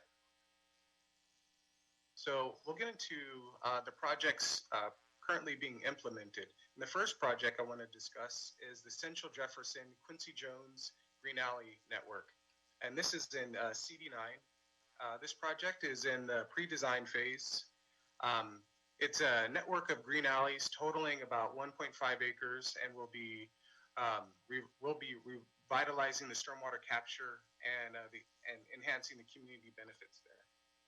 So LA San will be implementing up to 10 alleys, partnering with TPL, which is the Trust for Public Land, and the local neighborhoods. We have received funding from various grants and donations spearheaded mostly by TPL. They've done a lot of the fundraising, and a couple of the funders are the State Water Resource Control Board, the State Coastal Conservancy, the Ocean Protection Council, Community Development Block Grant, TFAR, which totals about $8.2 million for these projects, for these two projects. Andre, yes. If I could interject, just a quick question. So on the LA City funds, I see CD9 and LA Sand, and maybe this is still an open question, although it looks like construction is going to get started. What's LA Sanitation's money in this? Our money is about I want to say about 1.2 million on this. And where's that coming from? That's coming from pretty much I think the general fund. Okay. Is that already approved? Yes. Oh, okay. It's already approved, yeah. Okay, go ahead. Okay, last but not least, construction is projected to start in late summer 2021. Okay, next set of projects is the San Fernando Valley Green Street project. These are a series of projects that are currently in construction. The budget here is $18 million. The series of projects include Lankershim Boulevard, which is Green Street in CD2 and has a drainage area of 67 acres and estimated runoff capture of 73 acre feet yearly. Next project is the Agnes Avenue Green Street in CD2. It has a drainage area of about 65 acres and is estimated to capture 60 acre feet yearly. The Victory Boulevard Green Street in CD2 has a drainage area of about 130 acres and is estimated to capture 108 acre feet yearly. The Glen Oaks Boulevard Green Street project in CD7 is a great project. I'm one of the project managers on this one, so this is a favorite for me. Has a drainage area of 120 acres and is estimated to capture 86 acre feet yearly. The next project is the Ben and Victory Green Street project in CD2, and this includes 14 bioretention planters. McCormick Green Street Improvements project in CD2 also has 2 infiltration dry wells. The total drainage, all these projects contribute together would be about 594 acres and an estimated capture of 468 acre feet yearly. And this is Wing here. I want to interject also that this is one of the few projects that in this area is not about water quality, but also we including dealing with managing some of the local flooding. Because in this area, there's hardly any storm drains. So we're using this opportunity to be able to deal with some of the local flooding issues. And we work very closely with council office to identify those areas that we could put in a lot of these structures so that we can deal with some of the flooding issues. Yep, that's a great point, Wing.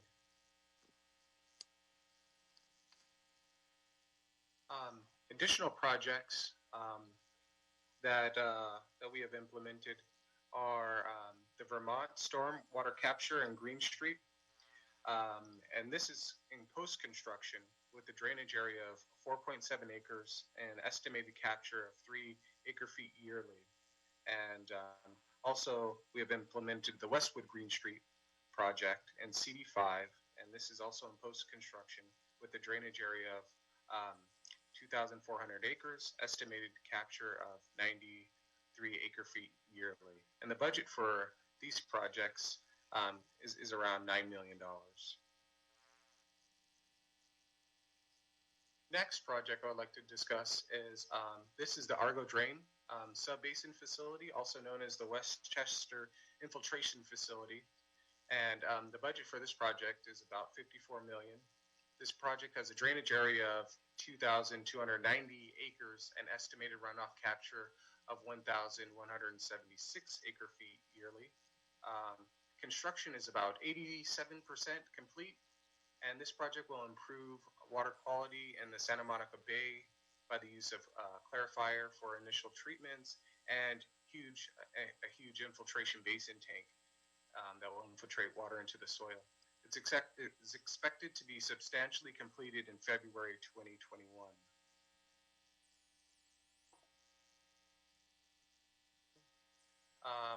Another recently completed project is the Bradley Plaza Green Alley. And the budget for this project is 3.1 million. This project has a drainage area of 4.5 acres and estimated runoff capture of 4 acre feet per year. This project is currently 100% completed, but we're looking to implement a community food kiosk as an addition, and we're waiting on the mayor's approval for this.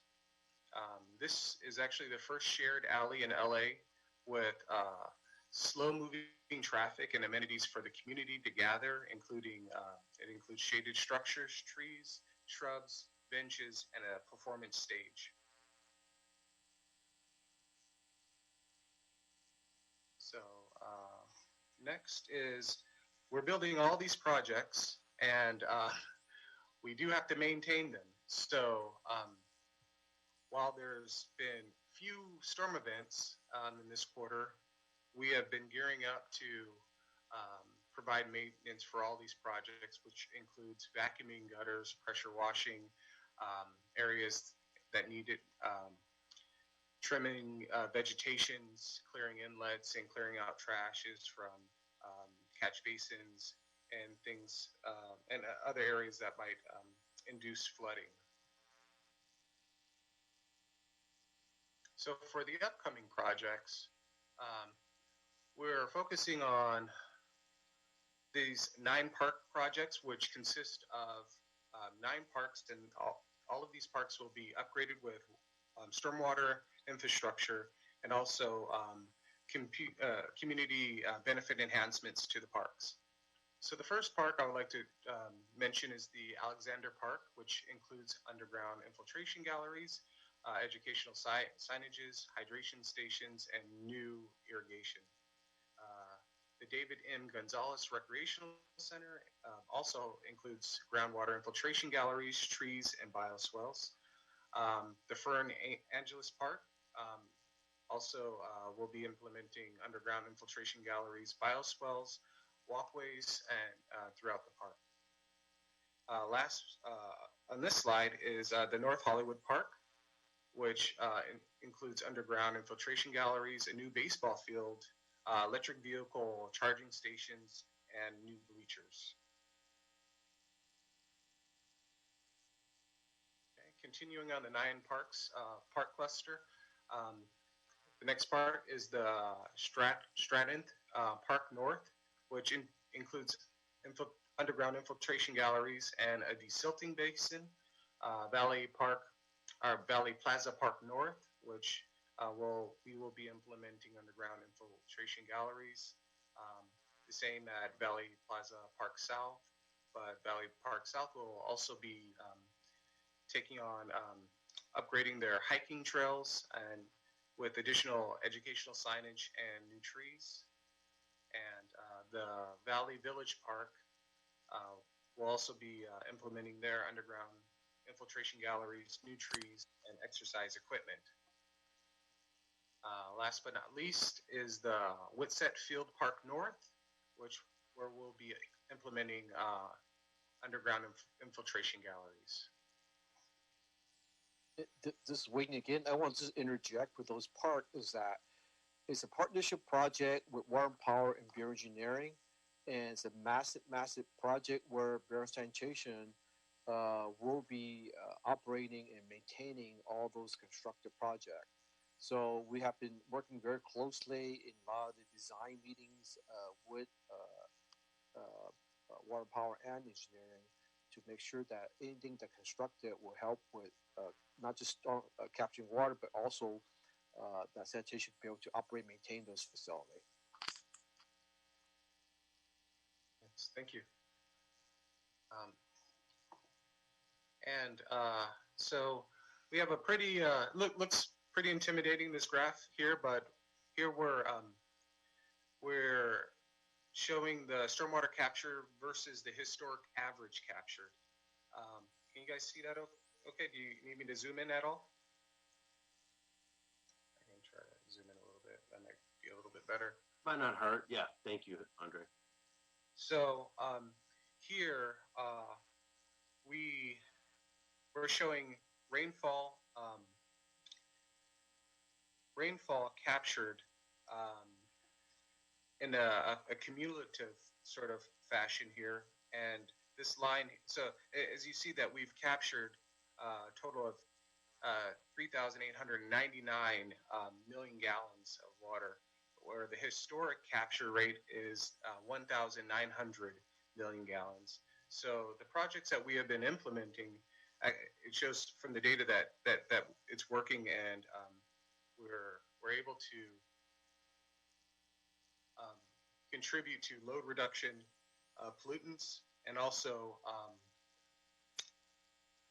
contribute to our TMDL mandates.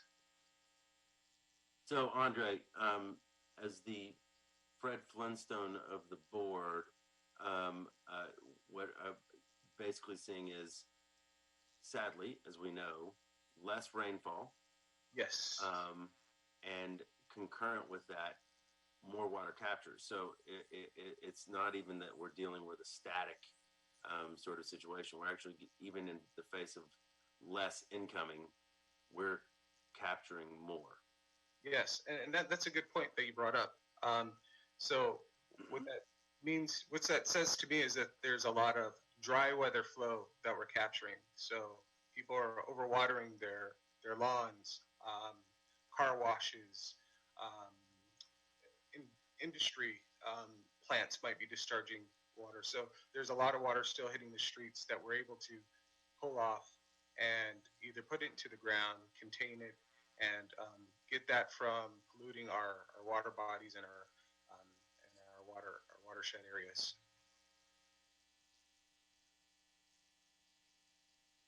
So moving on to the next slide.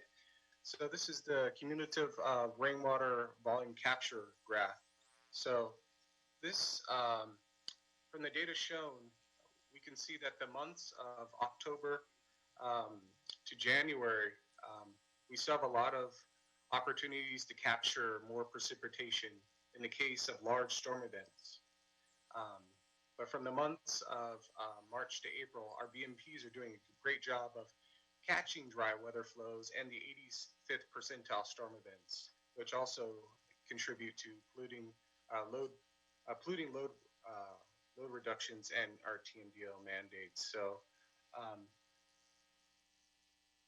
these, let's see my cursor. Yeah. So this right here is you can see that from the months of October to January, there's a pretty significant storm events for this time period, and we're able to capture up to the 85th percentile. So with that said, there's still a lot of opportunities to implement new BMPs and more BMPs to capture above the 85th percentile if they all work together. And from the months of February, March, and April, as you mentioned before, there's still water hitting the grounds, the surface areas, and we're able to capture that dry weather flow pretty sufficiently. So at the end of the day, what we're doing is working.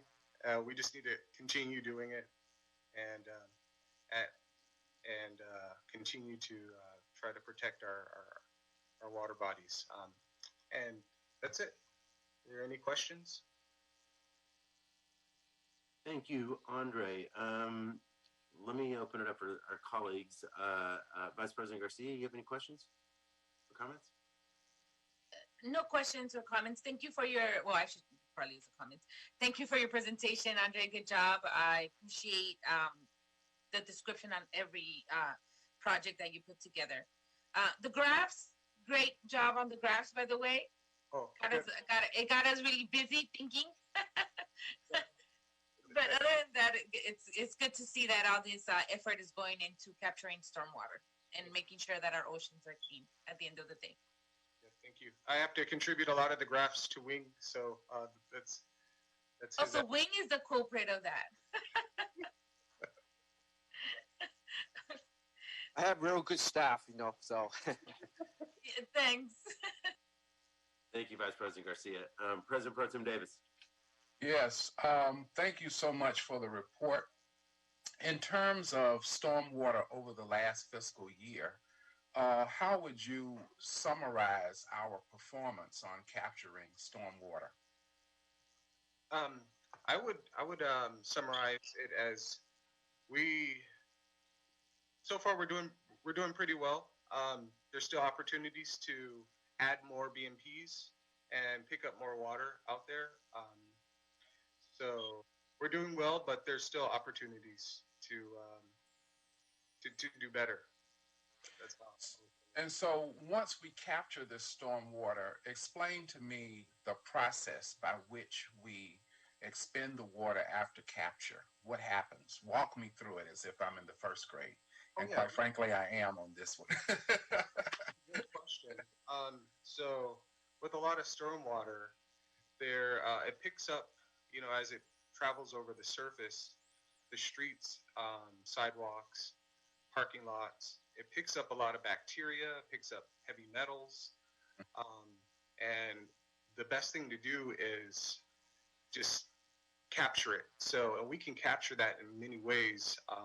One way is to put it straight into the ground and have the earth filter it naturally, which is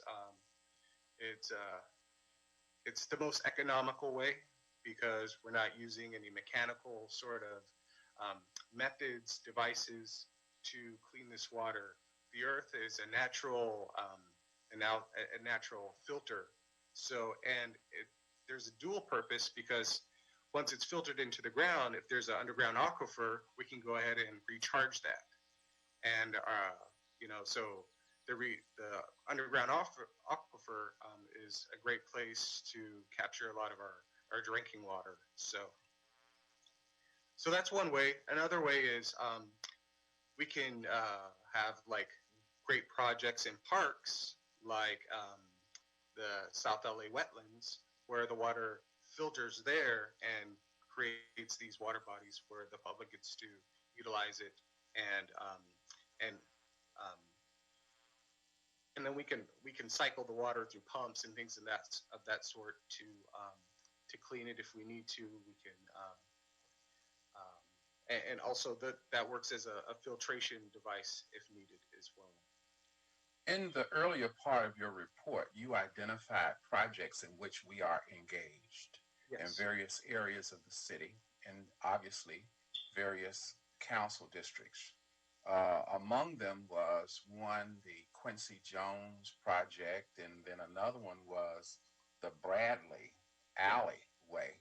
So in our engagement in these greening projects, how do they relate to our goal in terms of what we want to do as it relates to stormwater capture? Is there a relationship between the implementation of these greening projects? And if so, what is the relationship there and the benefit for us? Oh, great question. So the benefit as far as stormwater goes, a lot of these places like we've been doing research and we realize that alleys are kind of an unutilized, untapped resource for us. And they have a lot of sheet flow, which is stormwater that travels, on them.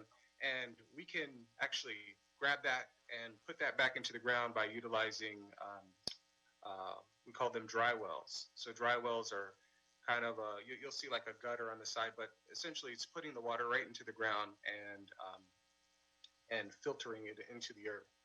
And so that's one way that we help these communities is by taking that polluted water out of that area. And other ways is we can use those areas as well to with the community development by greening them, because a lot of these places lack green infrastructure. So we add greening. We make these places safer by providing lighting, and a lot like the Bradley Plaza is an alley. Also, Quincy Jones are alleys. So these areas, we're trying to make them safer for the community so that they can go to work, catch the bus, and use these alleys as safe means of transportation. And so we're trying to eliminate dumping in these places. We're trying to eliminate transient sort of living there. So once we clean up these places, as far from a greening perspective, increase the lighting, it's actually benefits them from a safety standpoint, and also we can incorporate our stormwater managements in here to capture stormwater to infiltrate. So by engaging in all of these tasks and activities that you have recently described, is our goal overall to implement low reduction pollutants as a result of these tasks and activities that you've just discussed? For example, you mentioned often taking the water and rerouting it into the ground. Yes. Are those activities resulting in low reduction pollutants? Yes, definitely. And those activities also were mandated by our TMDLs which stands for TMDLs. It's a total maximum daily load. So those are the amount of pollutants are big water bodies. Well, the EPA, I'll back up a little bit. So the EPA designates certain water bodies as impaired. So when a water body becomes impaired, it gets on this D303 list. Mm-hmm. And we, as the city of LA, are now responsible on correcting these pollutants or these impaired water bodies. And one way is by that we do our job, and we to correct these impaired water bodies by implementing these stormwater projects. So these stormwater projects contribute to us fixing these impaired water bodies. So the Bradley and Quincy Jones, all that goes into the LA River, where the LA River does have a TMDL. So it is a impaired water body. So it's up to us to put in these projects to go ahead and we got to fix the LA River, we got to fix the Santa Monica Bay. So there's all those are impaired water bodies. So these projects help fix those impaired water bodies, and at the same time we're creating multiple benefits by greening these areas and creating safer communities. Well, thank you so much for the update and increasing my awareness. Appreciate it. Thank you. No problem. Thank you. Andre, and President Pro Tem, I mean, just building on President Pro Tem Davis's question, I mean, when we look at this in the meta, right, or in the macro, really the idea is that in some places and in some realms, it's appropriate to have larger scale projects like the Argo Basin at Westchester and Lawa, where you end up capturing thousands of acres of runoff, and then coupling that with these much smaller regionalized multi-benefit or multi-purpose projects that sort of assimilate in with the community, provide these additional amenities, and that the sort of combination there, and with the South LA wetlands being almost a sort of merger of the two premises, right, and that all those pieces come together to help us capture, clean, both naturally and in some cases through the actual machinery we're putting in the water and cleaning it in that process so that we meet our EPA standards. Exactly. And Measure W, is going to end up paying for most of it. Yes, hopefully, yes. Great, thank you. All right. Thank you, President Pro Tem Davis. Thank you, Andre. Commissioner Colosa. Thank you, Andre, for your presentation. I think Dr. Davis gave you a run for your money there for your first board presentation. So, put you through I didn't realize that was his first. Well, congratulations. So you can officially take over for Mr. Tam now that you have enough preparation. I don't have any questions. I appreciate seeing the transformation of the work that you've all done to really create these green spaces. And I appreciate the updates on the progress, and glad to see a lot has been completed and accomplished from when we last heard from Mr. Tam on these. So thank you. Thank you, Commissioner Colosa. And Commissioner Villegas.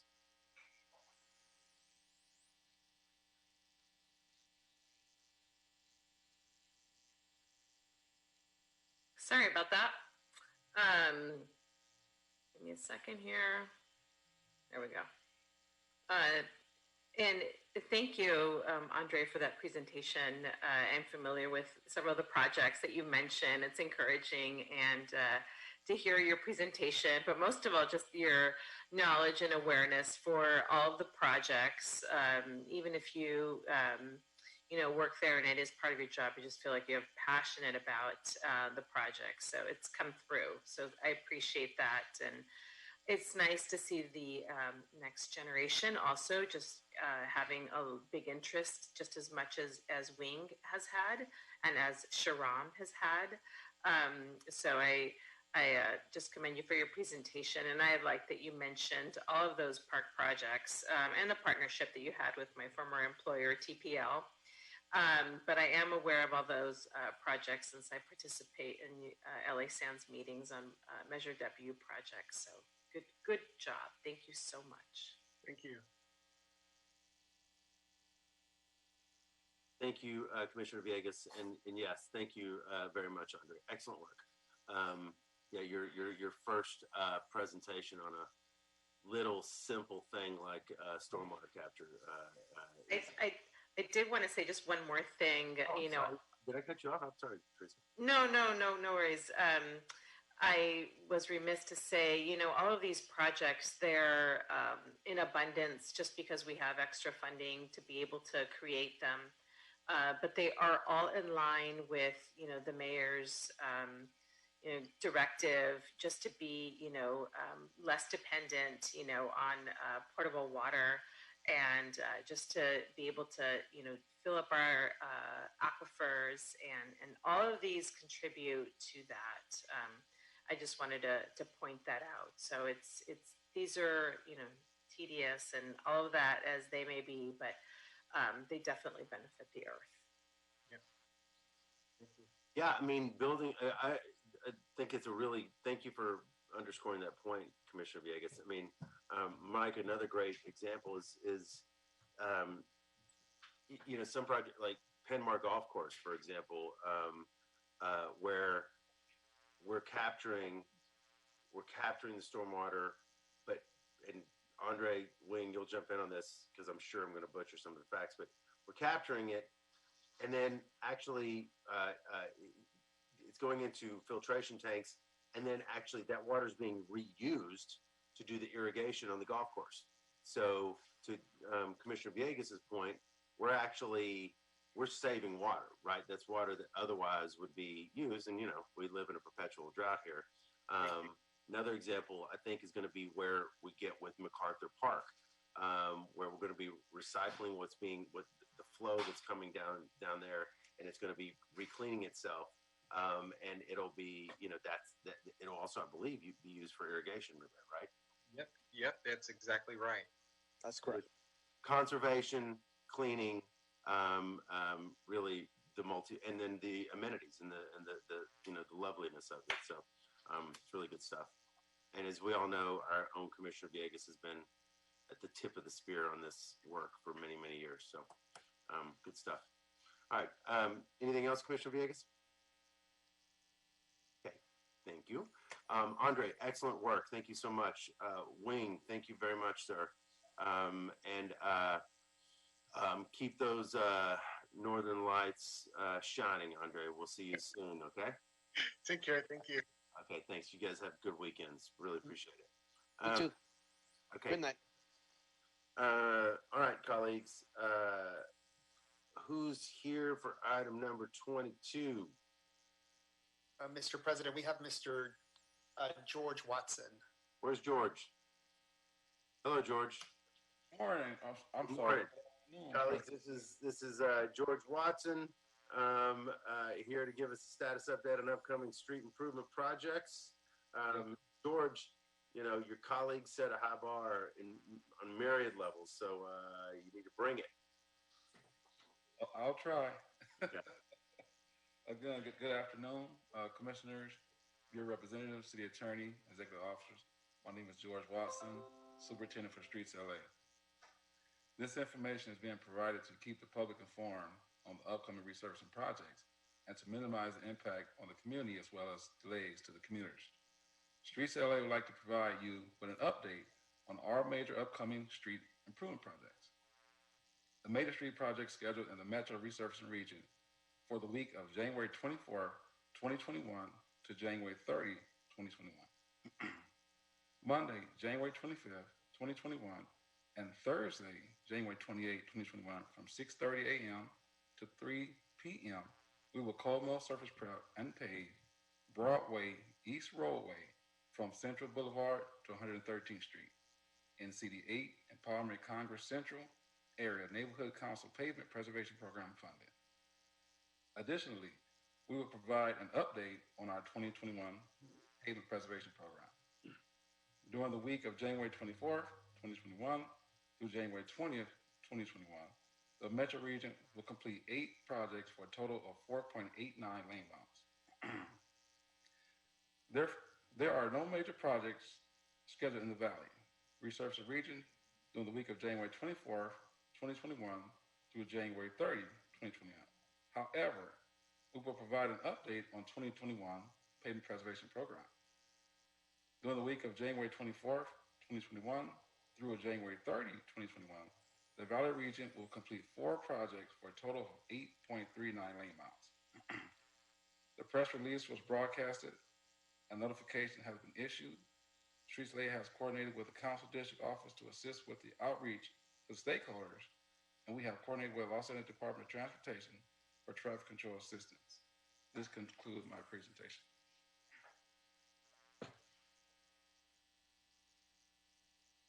Excellent, George. Thank you very much.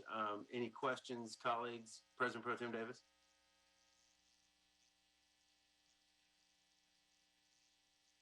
Commissioner Villegas? Sorry about that. It's okay. President Pro Tem Davis, you have any questions for Mr. Watson? I just wanted to know, George, on the last project, what did you say? When are the completion of these projects anticipated? Are all of these projects that you reported on those that you've already completed, correct? Yeah, those projects will be completed January 30th. Okay, January 30th. Okay. January 30th. All right, thank you. Yes, sir. Thank you, Mr. President. Thank you, President Pro Tem Davis. Commissioner Villegas? I'm okay. Thank you so much. Thank you. Commissioner Coloso?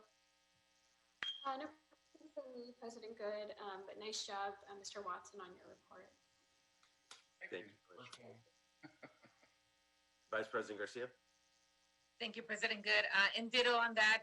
Good job, Mr. Watson, on your report. Thank you. No questions for me. Great. All right.